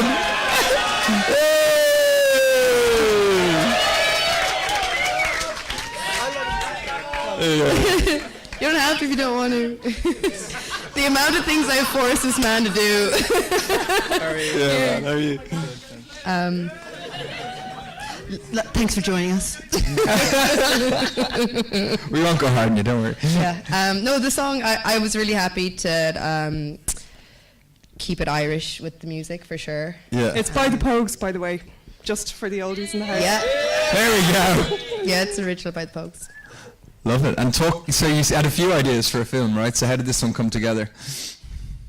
I think it was more so just about I'm a surfer as well as a filmmaker, and I think there's a lot of brutality to do with you get like beaten up, and especially in Ireland, like it's very cold and hard and isolating and difficult. It's not like, you know, you're going to go in Indonesia and like go out and enjoy the waves. It's like, God, I really got to brace myself for this. I think the original idea really truly came from the fact that you do take a beating, and you all know way too well. And it was more like, why do you do it? Like with boxing, it's a competition. With rugby, it's a teammanship. But with surfing, it's like, why do you do it? And can I portray that on screen and put that to fruition through imagery? And I think Callum did a great job at showing that beating that you take. Love it. Yeah. So it was really good, you know. So Callum, we were talking before, and you were saying that there was that talk. Oh my God, which mic are we going to use, for God's sake? Tell us about the wave at Mully, because that was the one that really made it, right? That you said that. What would you say before? You said that wave at Mully was. You knew it was it. That was it. So yeah, so I was talking to Fintan earlier up in the bar, and basically it was. Sorry, I actually have a knee injury. I'm not being awkward. I can't sit. I can't bend my knee. That shot was actually supposed to be a very fast-paced, kind of symbolize a lot what happens during the wave of like all the energy and everything. And we put that Mully shot up, and we were like, okay, we'll go cut it. And then we looked at it, and we were like, that's it. That's everything. we were trying to get loads of symbolism for like how it feels to be in that moment, and get loads of fast shots and like really quick cuts. But we just let it play on with the music. And we were like, no, that's it. That's done. So that was really just it. But like obviously, credit to Callum and credit to Glenn McInerney, who the shot completely is owned to. Like I didn't get that or anything, but. You know, it takes a lot of work and a lot of years to build up and get that kind of shot and that be in that position that time. So, yeah. Beautiful. Well done. How'd it feel? Good. Thanks, Emily, for putting everything together. You did a really good job. Thank you, Callum. Thanks, Tom. For everything. One more question. No, you're not going anywhere yet. Sit down. Callum, you can go over and sit beside me if you want. He's grand. So a few more minutes. we saw Callum's car. It had a novice sign on it. Clearly not a novice. One of the surfers, actually one of the more elder surfers in Clare, had a really interesting view of Callum surfing, and he said everything, that kid is so calculated, everything he does is so precision based. So I'm curious about that. Can you talk a little bit about that, like when you go out, the kind of risks you take? Obviously the king of Spanish Point, nobody go near him. But go on.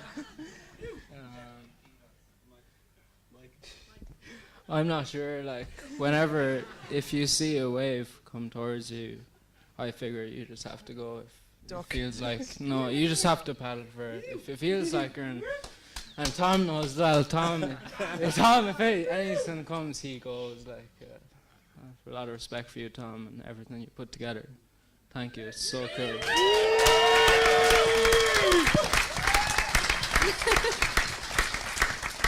Emily, if you don't mind, so obviously it's very much a man's game, and it feels like a very macho environment out there sometimes. So can you just talk a little bit about your process when you're kind of going out there and getting into the sea? You're not just trying to, you're trying to negotiate waves hitting you as well as holding the camera. Can you just talk a little bit about that? Well, I don't know if I can take too much credit for this one because I had a lot of help from like Ryan Chachi Craig and Clem McInerney, and like I was director in this way. Like I got to learn and got to I had the honor of being put aside beside it, and I was like, I have a vision, I want to do it, but like I think you got to sort of enjoy getting smashed as well, to be honest. Like you got to go out there with the whole like anticipation that like you got to really kind of want it as well. But I can't take any credit for most shots. I had some amazing cameramen and women beside me for all of that, and I just had a vision, so I can't really speak upon that with that answer. But definitely for going out when you're surfing, getting smashed and everything, you definitely got to want to enjoy it and just like it's a part of it. Well, I think that's really important to acknowledge that as well. So there's a piece about camera work, but there's also a piece about putting the vision together and directing. So fair play, beautiful piece of work. Yeah. Well done. Beautiful. To everybody.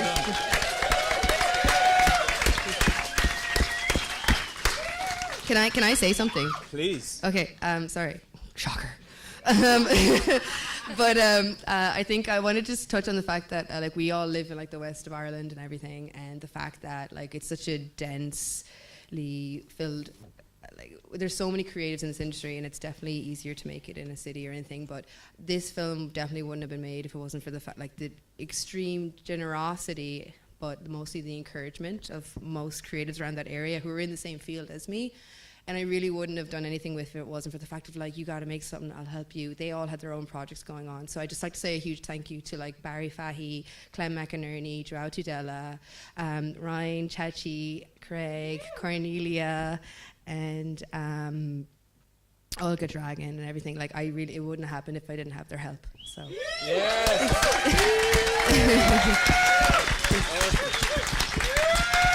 Great. Well done. Well, massive shout out to this crew. Awesome film. Well done. Sorry for putting you on the spot.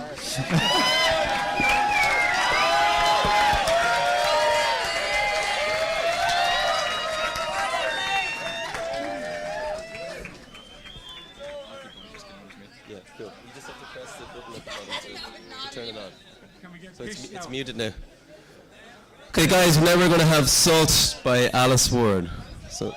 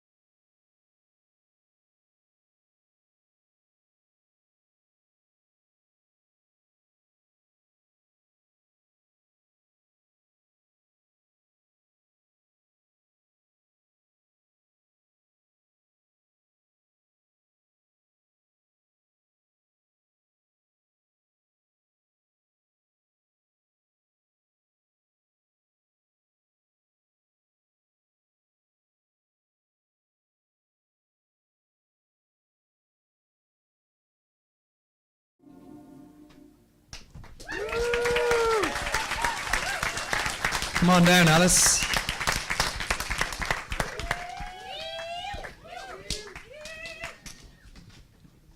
Yoo-hoo. Thank you. Good to see you. Thanks. Thanks, Brendan. Thank you. You go ahead. Oh, mind blowing. Like, I can't. You go ahead. I mean, how powerful! Like, such a beautiful introspection. You're so brave, and like you've overcome so much. So, just like, I'm kind of lost for words. It was very powerful. Well done. Thank you.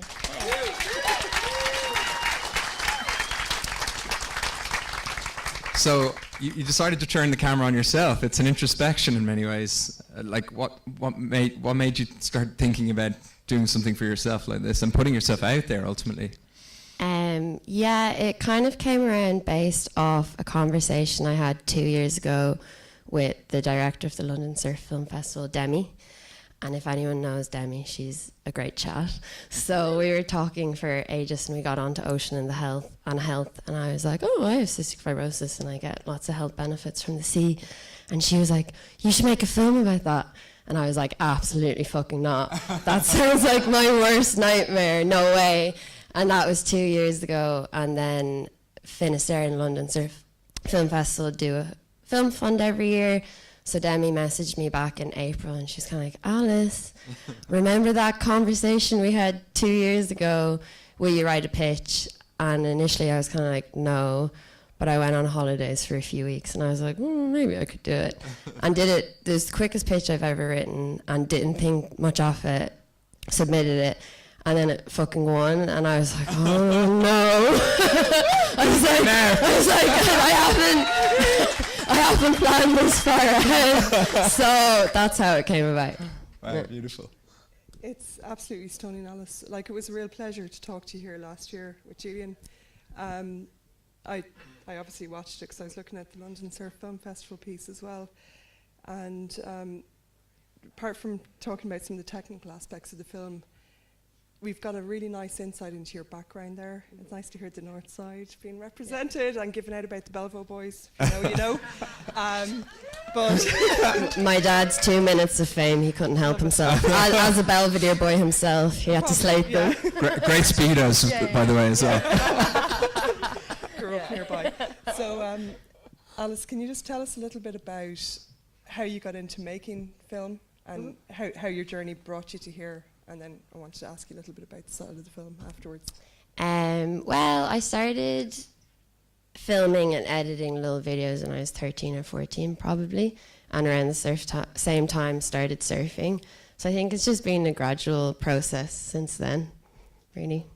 Very natural.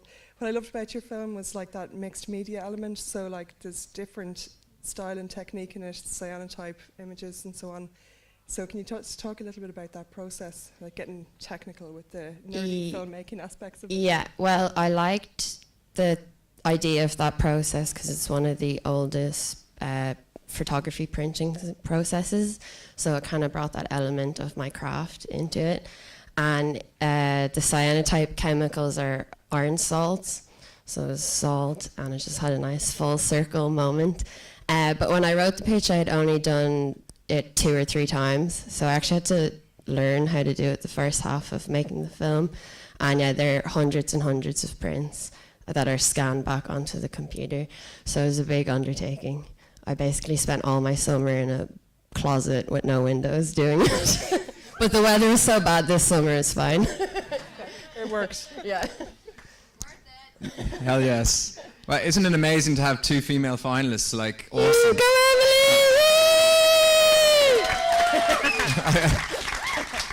And as Emily's talking about, like, surfing in Ireland is like a beatdown. It's hard, right? So, like, your parents must be so proud of you going out at, like, Mully. So, like, tell us about that. And I'm also really interested to hear, you talked earlier about how, the salt is good for you, but, like, it actually is good for you. You said that your reads for CF actually get better after you come out of the water. So I'd love to hear a little bit about that. Yeah, well, again, it's connected back to salt. I spend 2 hours every day doing medications, and 2 of those nebulizers is saline, so it's just salt. And after I filmed Ebb and Flow, which is my first surf film, I got the highest lung function test I had in 10 years. And usually with cystic fibrosis, the test results go down. So I think like the ocean and salt is just good for people. So Amazing. yeah. And tell us about Mully paddling out, like how that felt for the first time. Well, I mainly cruised with Gary on the ski and hopped in for an hour or two and stayed in the channel. Still counts. So it was actually quite pleasant. So thanks, Gary. Yes, Gary. Amazing. Yeah, it's a good shout out there. Like I think from our perspective, the armchair person who just looks at, for me, it's really about, there's a real romantic thread through the whole visual culture of surfing. Like it really touches on that sublime and beautiful Edmund Burke, Irish philosopher from the 18th century. Go back and read his treatise. Everything that we're looking at today relates back to that. So from an art historical perspective, it's really relevant. But I suppose, Alice, from my read of your film, it's very personal. And how challenging was it for you? And I know you've asked us a little bit, Fintan, already, but turning the lens back on yourself there, it's where the real art comes from. Yeah, you know? it was very uncomfortable. I kind of hated it. But I was only going to make the film if Joao was going to film it, because I just trusted him completely. And yeah. So I knew I could be authentic and vulnerable. And then Eva Martin and my sister Rose, big shout out Rose, they kind of kept me on track and kind of gave me such great advice, because it was hard to, because my parents' interview was an hour and a half and I had to cut it down to 7 minutes. So it was hard to choose a lifetime of things. But you have that forever. Yeah. But my parents hate hearing their own voices. We all do. Very proud parents now. Funny story, so I'm here last minute. Al Mulrooney, we'll give him a shout out. He's a sick kid, so he wasn't able to make it this evening, but cheers, buddy. He also gave me lots of questions, so double cheers, buddy. Where was I? So you also did Rhythm, right? And so Tom gave me a bunch of films to review, and Rhythm, I thought Rhythm was actually your one here, but funny enough, you're submitted 2 films. Like, how good is that? And how good is Rhythm? That shot where you go to the shaper just crafting the boards is really beautiful. So with all that in mind, what's your next film? Oh, I need a break. I'm taking a break. Don't ask me questions like that. But I think there's something magic actually about the Irish surf community, and Emily mentioned as well, that spirit of encouragement, like putting yourself out there, and like you've got such great people around you. So I think that's a very special thing. But maybe talk to that culture that you have in Sligo and Strandhill. Well, I think it's so unique to Ireland, and we're so lucky. Anytime I've travelled for surfing, I'm kind of like, oh, it's so commercial and shit, and just Ireland's way more crack. And it's great fun. People don't take themselves too seriously, but everyone's so supportive of each other, which I think makes it so special. So thank you for all the support over the years. Yes. Well, with that in mind, let's keep the community going tonight and for many, many hours later this evening. But massive, massive shout out to Alice. Beautiful film. Thanks, guys. Thank you. Thank you, Alice.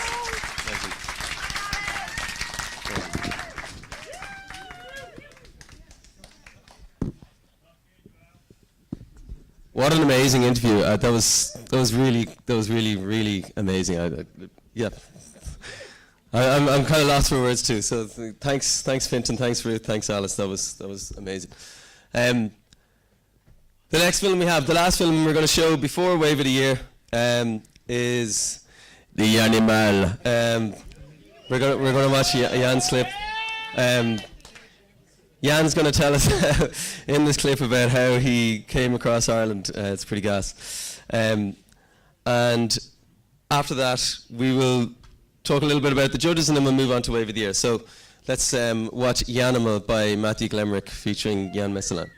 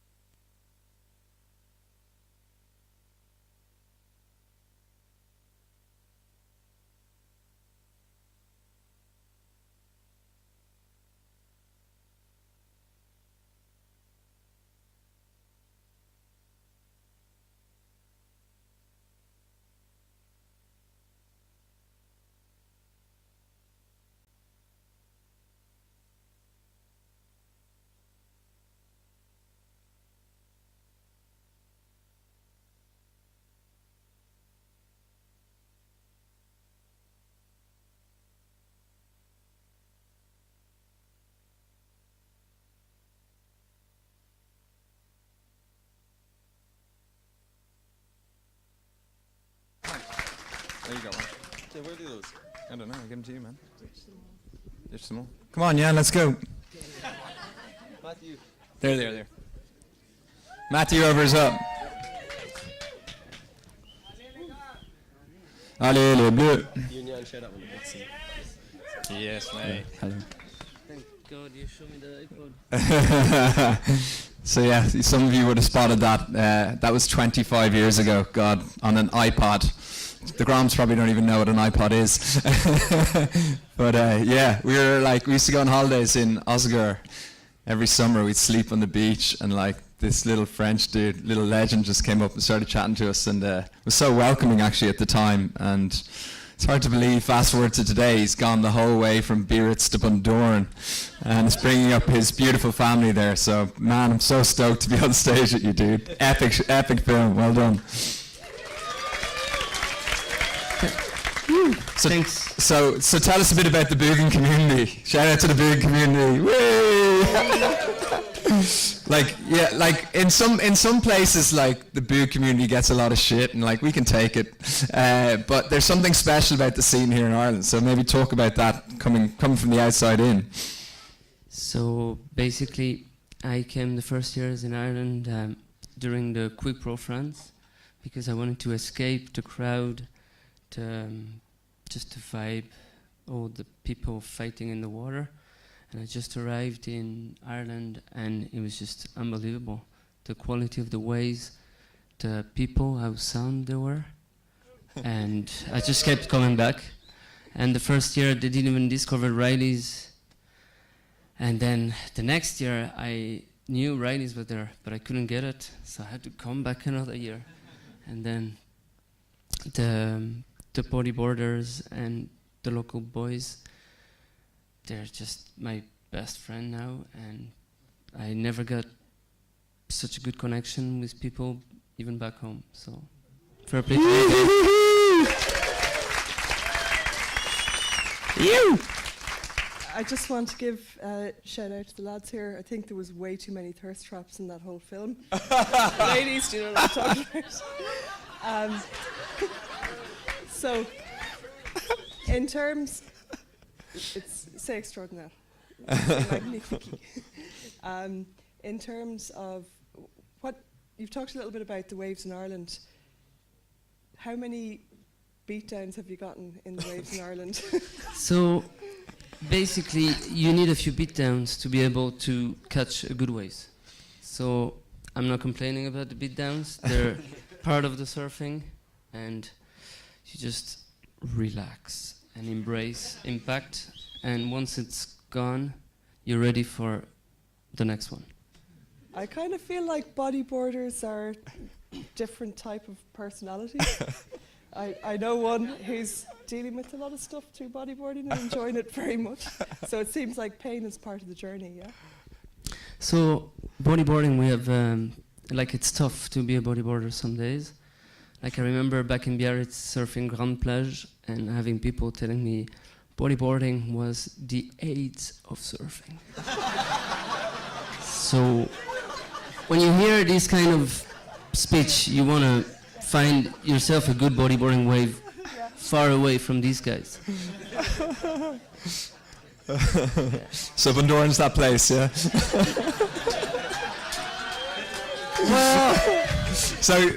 Yeah, like we tried to give an analogy with Matthew. So Matthew was interviewing me, and I've never done this before, and we were trying to give an analogy with the French wine and the waves, which kind of match together, I think. But what I want to say, it's like when you open a fine bottle of wine, you get a feeling that it's gone forever. And when you find a good sandbank in France, it's once and then it's gone. And that was what I was trying to express. Love it. Well, Matthew, you've got a French connection as well, right, with the surname. So tell me about how this came together and how the hell you work with this animal. Well, Jan's a good friend of mine, but like Tom said, every time I went out this year, he was like at one stage of the night in my face saying like, "You are going to make the animal edit."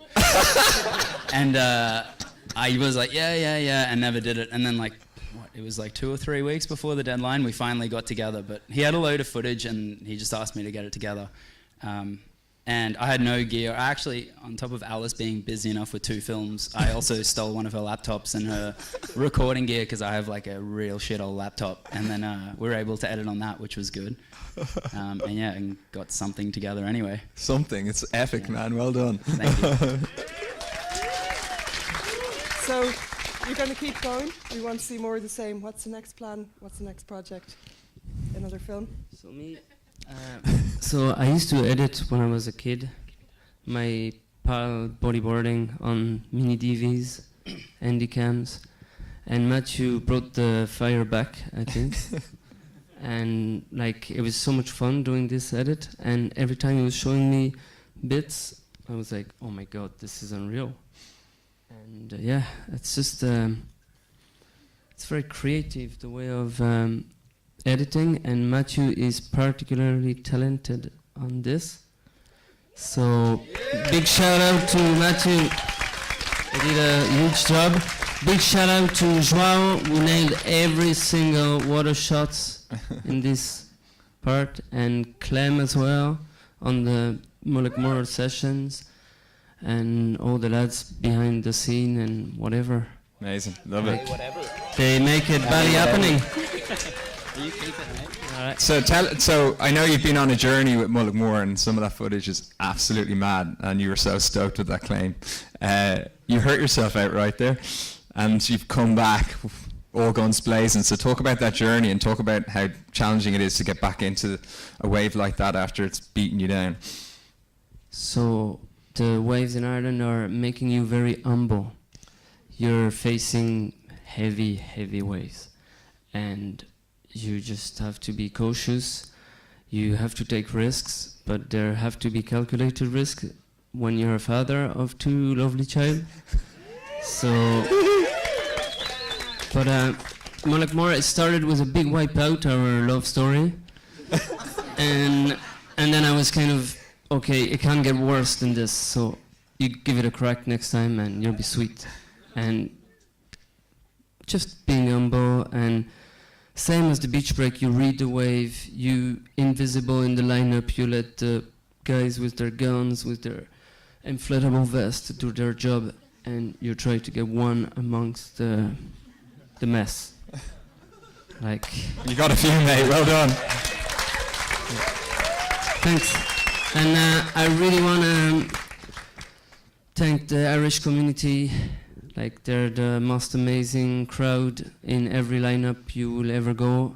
I've heard my local 1 month ago, there were fights in the water, so I'm very happy I moved to Ireland. Yes, love it. Anything to close us out? Tell me about your next project, because, you know, in terms of filmmaking. Well, all right. All right, we're I got nothing. I haven't made a film since I was like, I think since a teenager. I used to make like edits of my friends because they were all better at surfing, and then, well, it was super fun. I felt like a kid again. Like, Jan's one of my good friends, and he has so much, like, anyone who's around him, he has an amazing energy, way with words, like you said, and yeah, I just wanted to. It was fun to be around that. I felt like a kid again. I just wanted to reflect that in making a little edit as well, because, well, Jan has 2 kids at home. He's got his partner and a business, and like, it's not like he's Sponoed Burger punching out edits. So yeah, there was a lot of good footage. So you kind of want to make the most of it. But who knows when the next one will be? Probably after next winter. You'll probably go mad again. A lot of good footage. But the project in the pipe, yeah, some little editings with Matthew, and yeah, trying to maybe bring my business side from France to Ireland. Yeah, I hear there's talk of a few nice bottles of wine. Is that? Well, that's the only thing I bring back home. Nice fancy wine. Well, here's to that. Well done, guys. Cheers. Thanks.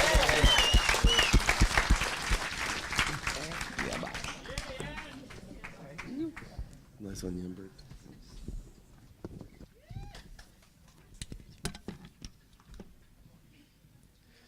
I think what part of this festival, what it should be, is to motivate someone like Matthew to keep making films and to keep, keeping that creative process up. Like, he's obviously an amazing filmmaker, and he hasn't made films in ages. And I think, like, I'm really delighted that he, took it upon himself to make this film, and he had it somewhere to show it, especially because some of my mates. So that's a big part of this film, or a big part of this festival, is to kind of motivate people to want to create something and want to show it in front of their peers, and to that there's something there. If you want to create something, that'll be there. We'll be here to show it in here or wherever we'll be in a couple of years. There will always be this festival to show your work. Okay. Okay, now we're going to move on to Wave of the Year. Wave of the Year will be the last comp we have, and then sorry, wait. I skipped something. Can we get the judges holding card up there, guys? Here we are. Whoa! Look at that lineup. Okay, I kind of want to say something about the judges and about the shorts. It's a very subjective thing. Picking something like this. We thought long and hard about these people, this lineup. It has a certain type of balance that I think represents the whole community. You've Cain Kilcullen, who's one of the most core, inspirational Irish surfers, who's for my generation and generations below him, he's been like a massive influence, an incredibly talented surfer, incredibly modest, an all-round amazing surfer in so many ways. And has that perspective, as in, like, a surf clip is a surf clip. You want to see good surfing, right? So that's what and he's a core, like, Mayo, Sligo kind of guy. So that's Cain, right? Jimbo! Well, how are you getting that? We got a pure Enish diamond head here, James Scared.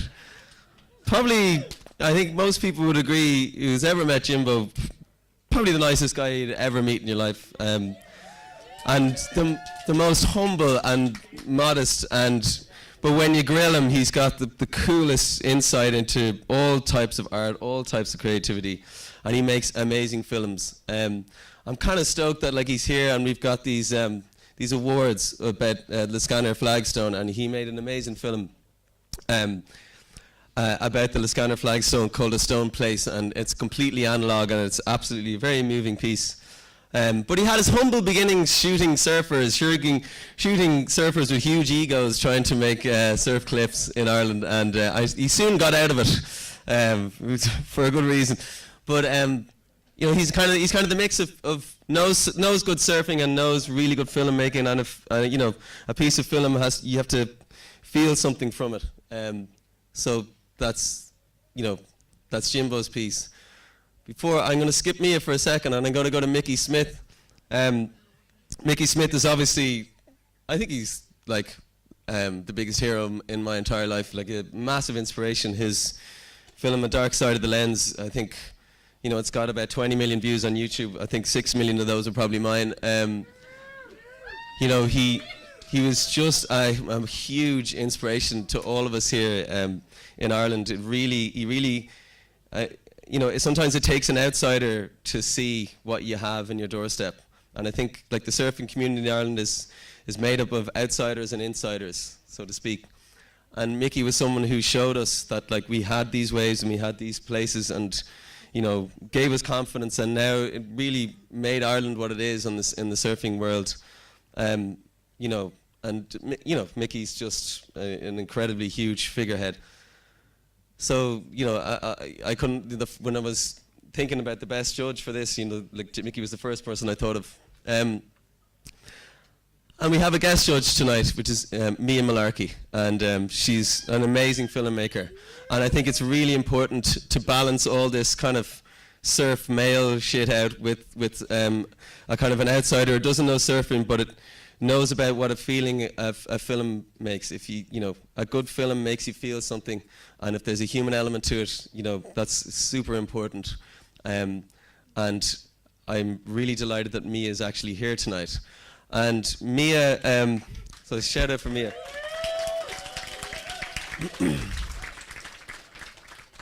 Mia, you know,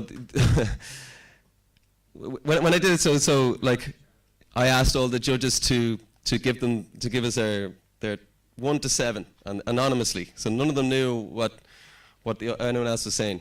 And I have a colleague in the university who's a world authority in social choice theory, the mathematics of it.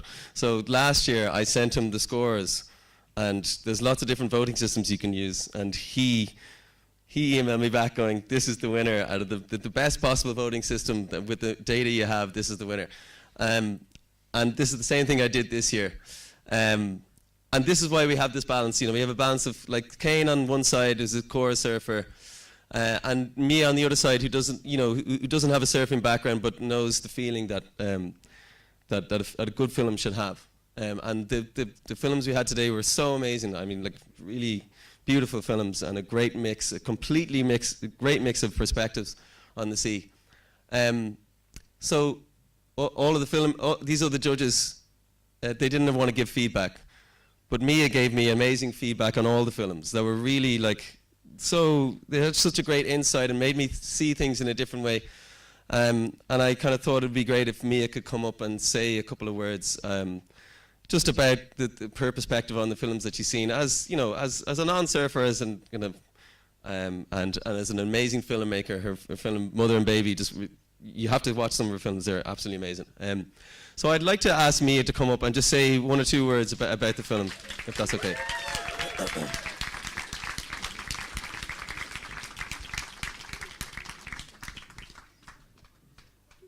Do we have Mia here at all? Okay, sorry. Oh, there we go. Yeah.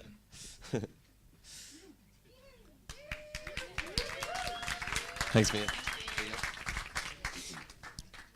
I'll be short and sweet. One of the things that's really struck me tonight is the amount of love in the room, and I go to a lot of film festivals all over the world, and I've been on panels, and I've been a filmmaker, obviously. And you guys have a fierce community. That's amazing. It's a precious thing. And I'm going to steal a line that Tom said earlier that it really struck me. I was trying to remember it now. He said, "We're an island of people enchanted by the sea for thousands of years," and I loved that. And it's bubbling around in my thoughts. Okay, I'm going to just really quickly read what I wrote for the 3 films, and just to say, all 7 films are fab. Like, the cinematography, the energy, the personalities, the waves. So they're all really, really rich, beautiful pieces of work, and these 3, I think, were particularly striking and notable. So I'll just read what I wrote. Yanimal.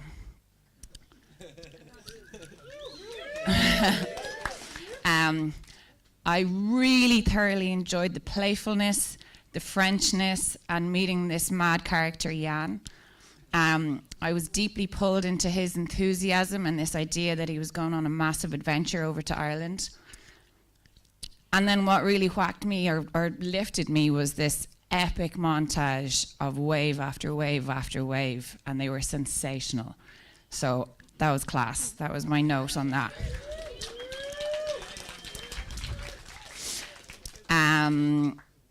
I've forgotten the name, the Irish name, Nismo? Yeah. So this is my piece on Nismo. The cinematography and the editing merged with the soundtrack by The Scratch were sublimely evocative and energizing. I absolutely loved the sense of danger with the punching and the falling and the meaty soundtrack, and I felt utterly connected to the joy of the surfer at the end. So that was that one.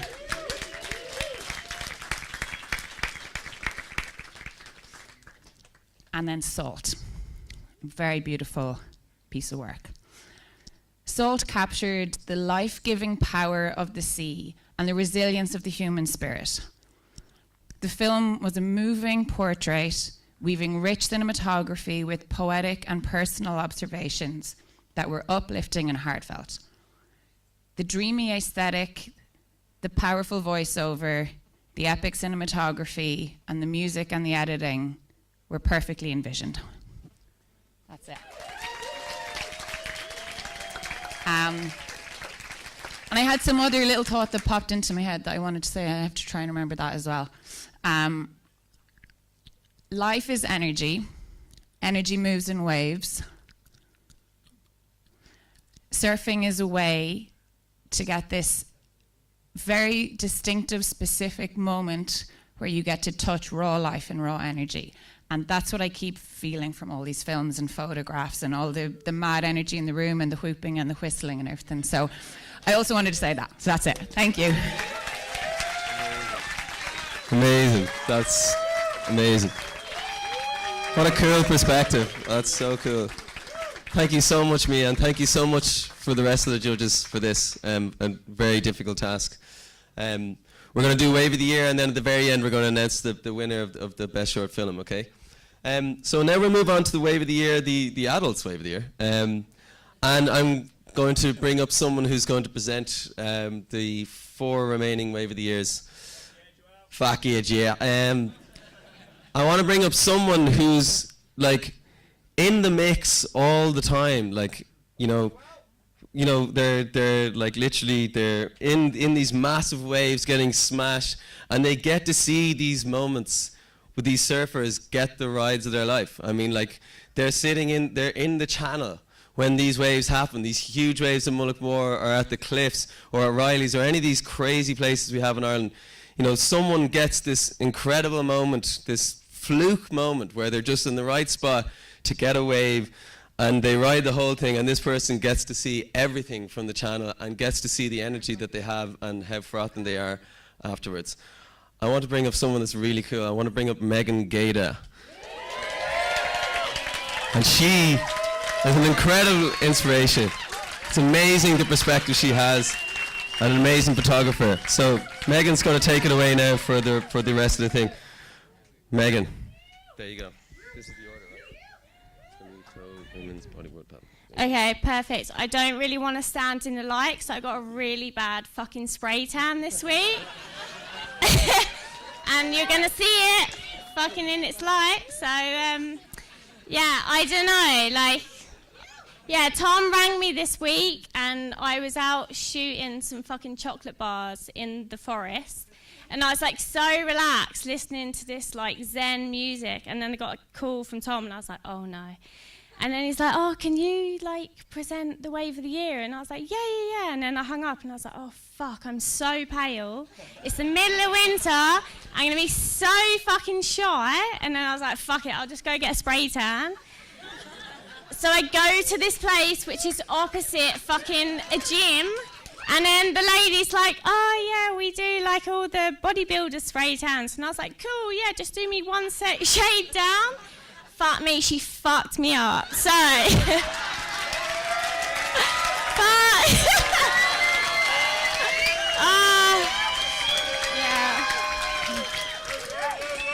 So after 2 days in the bath and a lot of fucking bullying from 9-year-old children in the school, I'm here, and here we go. So, yeah, I don't want to offend anybody, but I'll probably be a little bit naughty when I read these people out. So I don't know what Joelle... No, not Joelle. Fucking hell, Tom. What you said to me? We're going to go into the toe video first. Toe, perfect. Oh, I know who this is. Okay, go on in. Let's go. Yeah.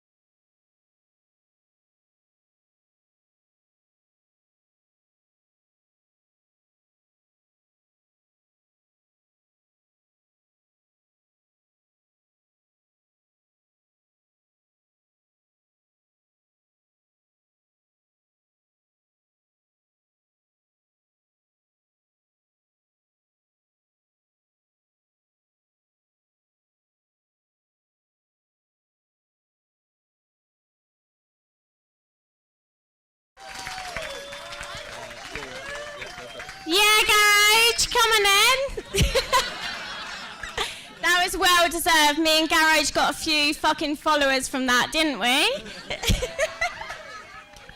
Mr. Surfline, come on. Do I have to give him a trophy? Is that me? Fucking hell, this feels ironic, doesn't it? Here you go. Is this yours? Tie, there you go. Is that the toe one, is it? Yeah. Don't be taking the short one, yeah. There you go. Give me a little cuddle. The best boy. I hope I didn't get any spray tan on me there, but I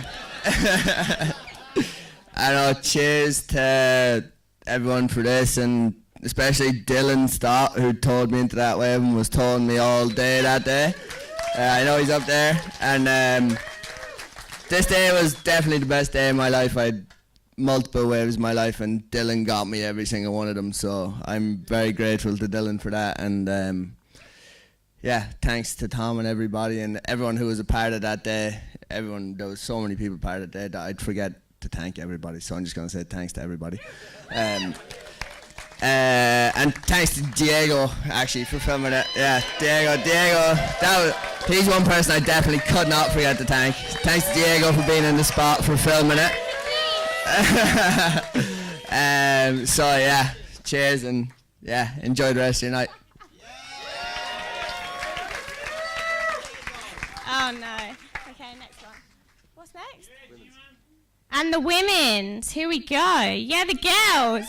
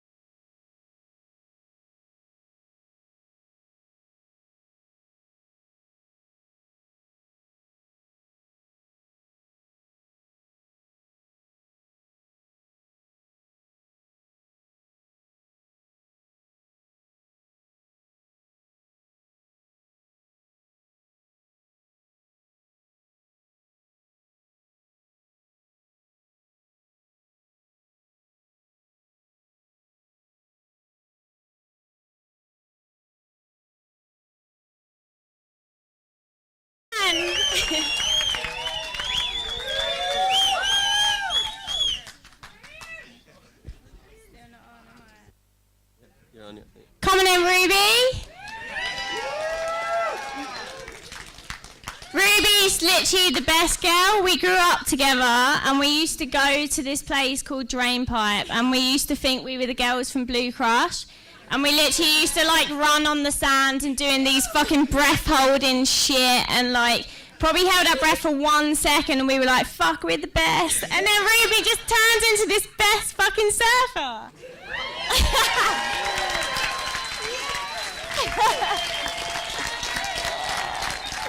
Where's your fucking award? Where is it? Is it that? Come Come on in. Speech! I hate speaking. Oh, thank you. Share it. Yeah, thanks, guys. Amazing to be up here, taking this from you, Meg, as well. Meg was in the water that day with Joao. God, I thought he was sitting there earlier. But thank you, Joao, wherever you are. It was a really great day. It was actually my first time surfing that spot, so stoked. It was fun. Had some good ones. Thanks, Meg. And then paddle. Next one. Huh? Bodyboard. Bodyboarding, my favourite people. There we go.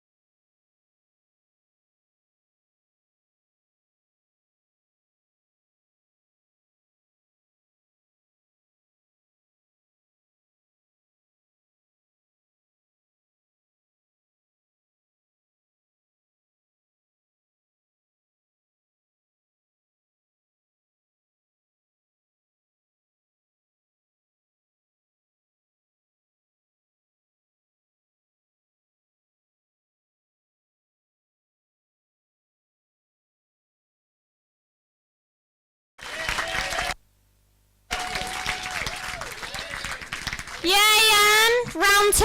Here we go. Where are you? Yeah. I love shooting the boogers because there's no bullshit and there's no ego and it's just fucking, they just send it. So they're my favourite. Sorry. Where's yours? Here. Here, I think. There we go. Oh, nice. So, what is it exactly? It's limestone. Perfect. So, yeah, that wave I got very lucky. So it started the night before. The babysitter was like, "Yes, I'm gonna babysit." "No, I'm not gonna babysit." "Yes, I'm gonna babysit." So, and then I arrived at Mullaghmore. It was the end, like the mid-season. The local boys, they got their waves, and I took a first one. It was very bouncy, and I was like, "No, I don't feel it today. I'm not sure." And then Danny Boy was out, so we're like, "Let's go, man! Danny Dangerous, let's get on it!" And I got a second one, and I managed to put all my weight on my rail, and it started to feel better. And then that wave came in, and I was looking at that wave coming in, and I was like, "What's going on? Nobody's going for it." Well, I better have to. And I just went for it, and it just went like a hot knife into butter. And no, like just luck, the luck of the Irish. Woo. And thanks for Clem for nailing the clip, not going to Pampa like everybody else. Yep.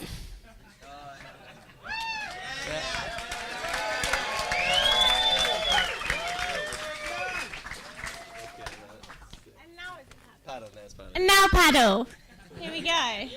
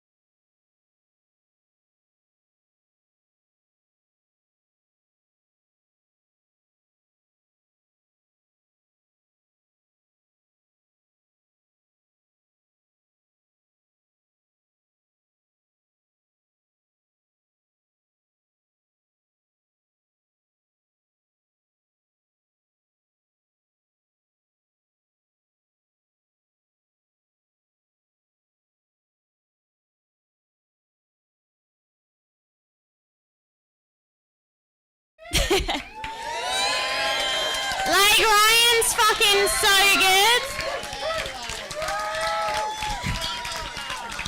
Kira, you're so lucky because you're going home with the 2 best boys. Like, fucking Ryan and Dara. Like, you can't get better than that. No bullshit, no ego. Woo!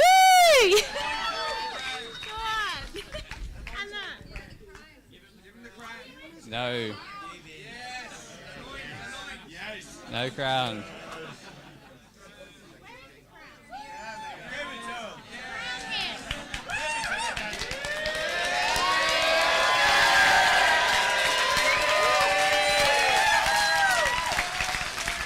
Well, thank you.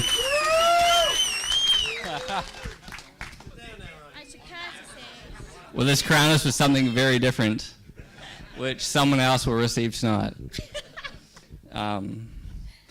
Well, I don't know what to say. It's pretty nervous being down here in front of everyone. Just joking, I love it.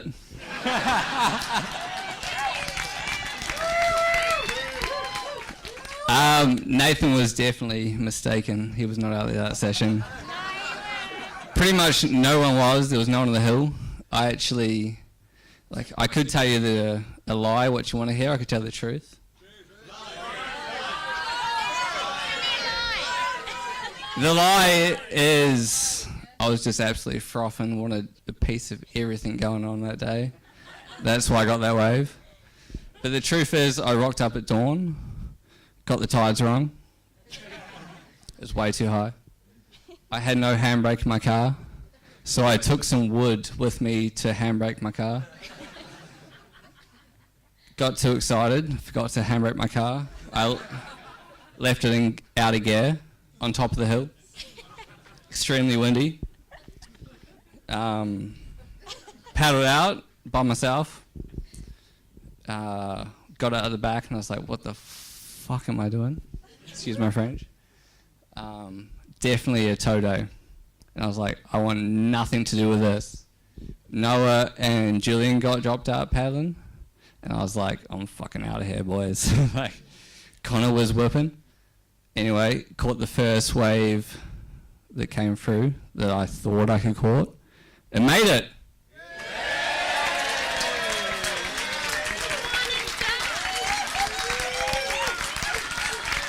I know, it doesn't happen much. I know, I'm surprised too. And I was back in bed by 8 a.m. Good day. But I gotta say thanks to Clem for actually being up to film it. Surprise, he was up. Burgers for driving him. Even though he's not here. And all the people that are just the guardian angels in the channel, like Bernard always takes time out to come up. Chris, when he's not being paid from someone else. Dylan Stott, been looking after me for day one. And just the hospitality that I've received in this beautiful country. It's pretty wonderful. And all the friends I've made, so thank you. This is great to be here. Thanks to the guys. I hope one of these Yetis are for me, right? One of these callers? Yeah, take one. Yeah? No one's looking. I'll take it to the party. Yeah.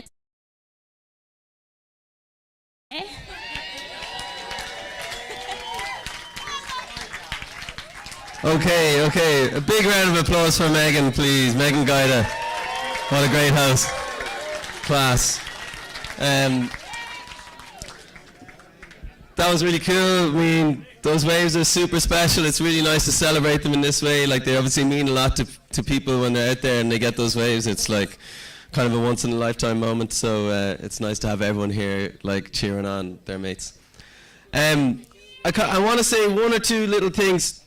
Firstly, we're in Galway, and you know, the waves are, the sea is like this. It gives us so much, but it's dangerous too, you know. And I kind of want to mention the fact that there was a lady who drowned in Galway recently, and she was found recently, and we were all part of that search. So it's good to, as all part of this, the sea needs to be respected as well, and there's a big, massive respect for the sea as well as like this enchantment of it. So just to mention that, you know. So yeah. I want to talk about the magazine again. You can read all about Megan and all about Alice and all about Ryan and all of these people in Squish issue 1. And I kind of forgot to really say that, like, you know, there was a lot of contributors to this, right? And when we said we were doing a print magazine, a lot of the photographers were just like, just take my photos, take my photos. You're taking it, like, they literally just, like, Megan, Flan, Chachi just threw photos at us, and what makes a surf mag is amazing photos. And, you know, so I want to give a big shout out to Chachi and Megan and Flan and Mickey Smith and Julia Carlson and Cornelia and all of the photographers who submitted to this thing. It's amazing. And Matt Smith and Shambles and Ferg and Elvis. There's a lot of people in this magazine, and they put a lot of effort into it, and we're selling it below cost. You know, it's just a fun thing, and I just want to fucking give them a shout out. I also want to give a shout out to the magazine was the 4 of us. It was me, Julia, Emer, and Joao, right? And I want to give a big shout out, especially to Emer. Okay, so Emer does all this branding. Emer is this incredible force. Emer is amazing. Like, all the branding, all of the design, and all of the things, like, Emer's the modest, quiet person behind all of this, an insanely talented and insanely hard-working person. And we all know how cool Emer is, and like I said before, Joao and Emer are a bit too modest to come up and say things. So I'm actually going to ask Emer to come up and pick the raffle winners, because we're going to pick the winners of the raffle. So Emer, if she's not going to say anything, she's going to lend her hand to pick out. Yes, right now. Okay, we need to know if in the live stream room. Okay, so there are 3 prizes. There are 3 prizes. Does anyone know how much money we made? Because all the money goes towards bringing the kids. Like, maybe someone. Well, I don't know. The money was just resting in my account. So it's gonna be, okay, we'll start from the 3rd, right? The 3rd prize is a Finisterre wetsuit. Any wetsuit you want, any size, it's there. We'll talk. Firewire is the next board. It's a Machado 2-fin. I don't know anything about surfboards, to be honest. I'm a booger. Like, I don't know what the crack is. It's probably good. Anyway, again, come talk to me afterwards. I'll put you in touch with someone who knows what they're talking about. And then the first prize is cord surfboards. Any custom cord, but this is just an example. So it's a custom voucher for a cord board, and Marky Lasselis, who's a hell of a character and a hell of a good dude, whose idea it was to do this raffle instead of just giving the boards to the Groms. So the Groms can blame him, the winners can Sadie and Dara can blame him for not giving them boards, but you know, the money actually goes back into the youth development, so it's put into a lot more good use. Anyway, okay, let's pick the raffle winner for the wetsuit. You get to say that. Okay, 761 to 765. Anyone got that ticket? It's wrong, is it? Oh, shit. Which one was it? Anyone in the live stream room? Is there anyone that can tell us, like, if someone won in the live stream room? Could you all look in your bleeding pockets? Okay. No? Anyone? Anybody? Yeah, but like, is there anyone kind of radio us in and kind of go, yeah, we have a winner in the live stream room? Jamie, I'm looking at you up in the control booth. We have a winner, do we? Okay, tell them to come down and we'll keep going, okay? All right, okay, next one for the Firewire board.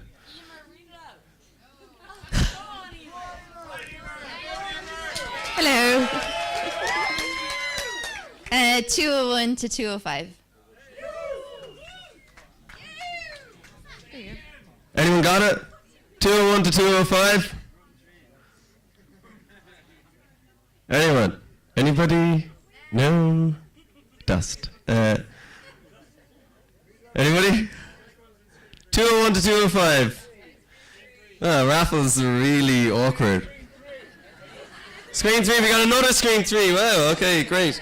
We got, okay, there's the firewire board. Okay, the chord board then. Don't look. Don't look, Emer. I can't believe you're cheating like that. Okay.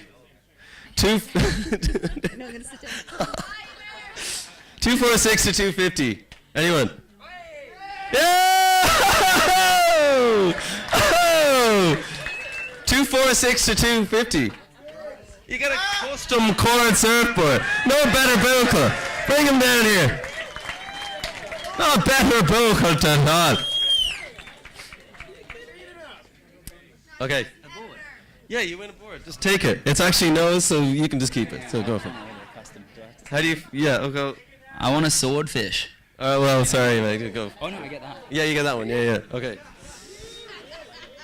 Yeah, you get it later. Okay, sweet. And the screen 3 people, sorry, you don't have the right wristband, so you can't actually win any of these things.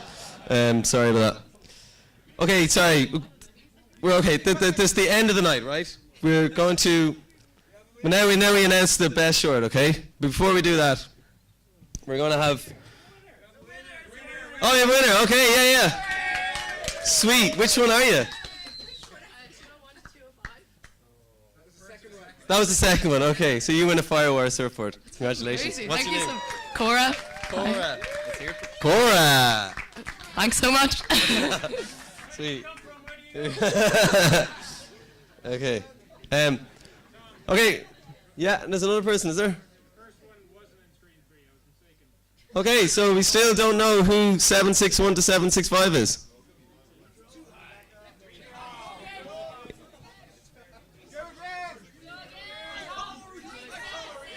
Go again or wait?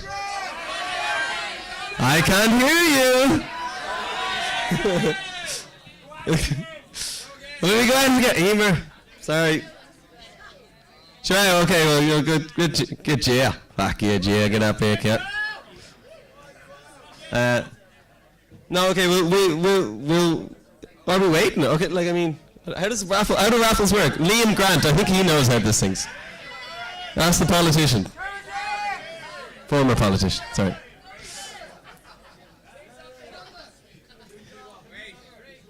Well, look.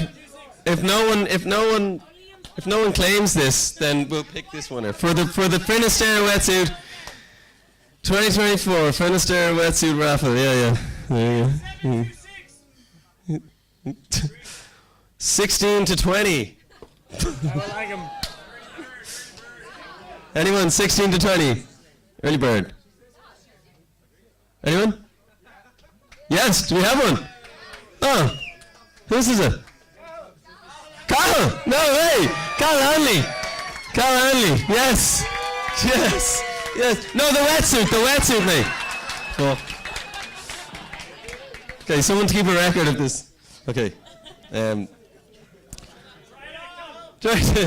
Try on the surfboard. Okay. Cheers, bro. Okay, okay. Well, what about the rest of them? All right, Okay, look, we're nearly finished, right? We're nearly ready to go to the Roisin and get our book fast on. We're gonna have one more word about who wins the best short. And I'd like Matt Smith to come to the stage, who represents Finisterre and is also a great friend and a real amazing mentor, and was a huge motivation for this. So he's going to have the final word, and he's going to announce who gets to open this. Okay, Matt, go for it. Yeah, my boss, Tom Kay at Finisterre, would have loved to have been here last year, and he couldn't, and he would have loved to have been here again this year. And I had such a blast on the door, screaming at everyone for their barcodes earlier, and I just love getting stuck into it, and so does Tom. A bunch of years ago, I used to run a festival in Cornwall, and that's why I've been a little bit helpful to Tom, way less than he's actually making out. But I met Tom Kay there, and it was a massive, big party, and he did exactly what I did tonight, and he worked the door, he did the dishes, he did the bar, and the brand that he kind of runs is pretty special. So it's sweet to have a small part in supporting I was on the way here tonight and I gave him a quick call and he said make sure you get the guys a drink afterwards. So I took liberties for him and got a bottle of Moet, and I thought that I really wanted to give it to Joao, but he doesn't seem to be here. He's here. He doesn't have to get up or anything, but I'd love it if he did. I think we're all the winners, really.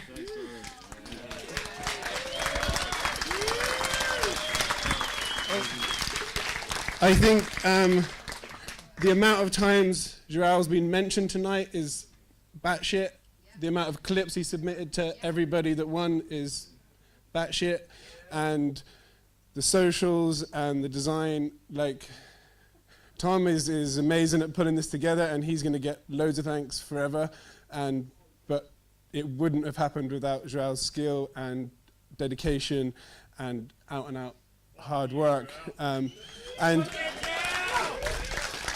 know that is absolutely backed up by Emer, and like, I haven't seen the magazine yet, but I'm super excited about seeing it. But I know that, like, every time I've spoken to Tom in the last month, he's just said, thank fuck for Emer, thank fuck for Emer, thank fuck for Emer, over and over and over again. And I can't imagine the work that goes behind the scenes, so just one more massive round of applause to those guys.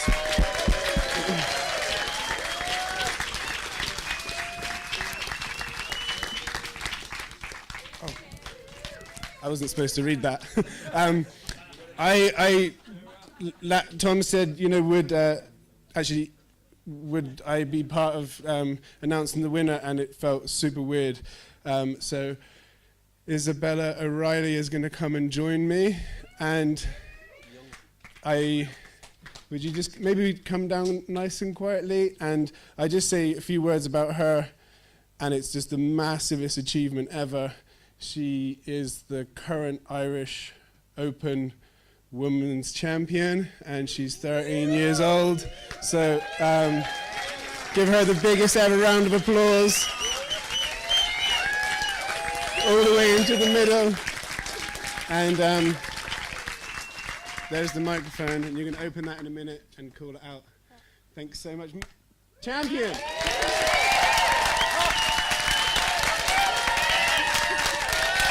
Come on!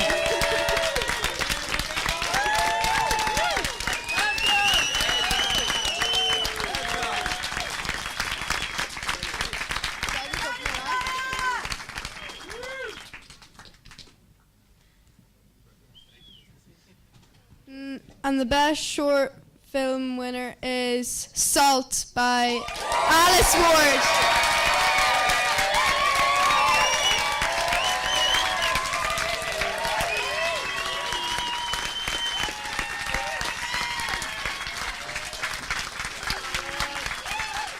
Thank you so much.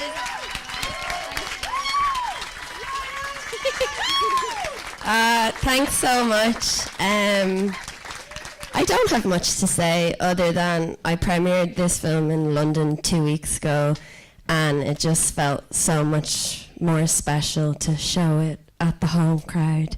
So thanks so much, and thanks so much to Tom and Joao and Emer for all your hard work in creating this amazing space to celebrate Ireland and filmmakers and photographers. And yeah, let's go party.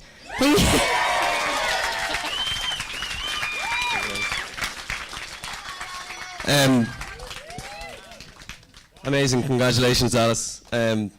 Okay, one thing I forgot to mention is that Natalie Carbus was the youngest ever submission to Wave of the Year at 10 years of age. So as a little token of that, we're going to put her on the Improver weekend with all the rest of the professionals of the other top 6. So big shout out to Natalie Carbus and the Carbus family for, you know, okay, the final thought, for people who like don't surf or whatever, and they're probably like, you know, processing the buzz that's in the room there. We see people cheering and these things. Like when you're in those waves, when you're in the sea like that, when you're in those insane waves, it's a really like very special experience. And when you see your friend like get an amazing wave in front of you, like all you can do is look at it and take it in. And if you're sitting there watching your friend getting the wave of their life, all you can think about doing is screaming your heckin' head off, like. And then in the channel you have this amazing moment with your mates where you hug and you go, oh my God, this is the best feeling ever. And like, there's so many, it's so amazing, it's so incredible. And that's what conjures up those screams, right? And like we don't, you know, and all you want to do is go get pissed with them and drink 1,000,000 pints of them, and then but we kind of go our separate ways all the time, right? So that's what tonight was. It was just everyone getting together who gets to experience what it's like in that sea, and I'm really stoked that everyone got to enjoy it like this, and yeah, it's fucking sick. That's what it is. That's what it's about. And that's what we wanted to do, like, you know. So come on, like, let's go to the fucking Roisin Dove and fucking dance our fucking pants off. Thanks very much, guys. Thank you so much. Legend.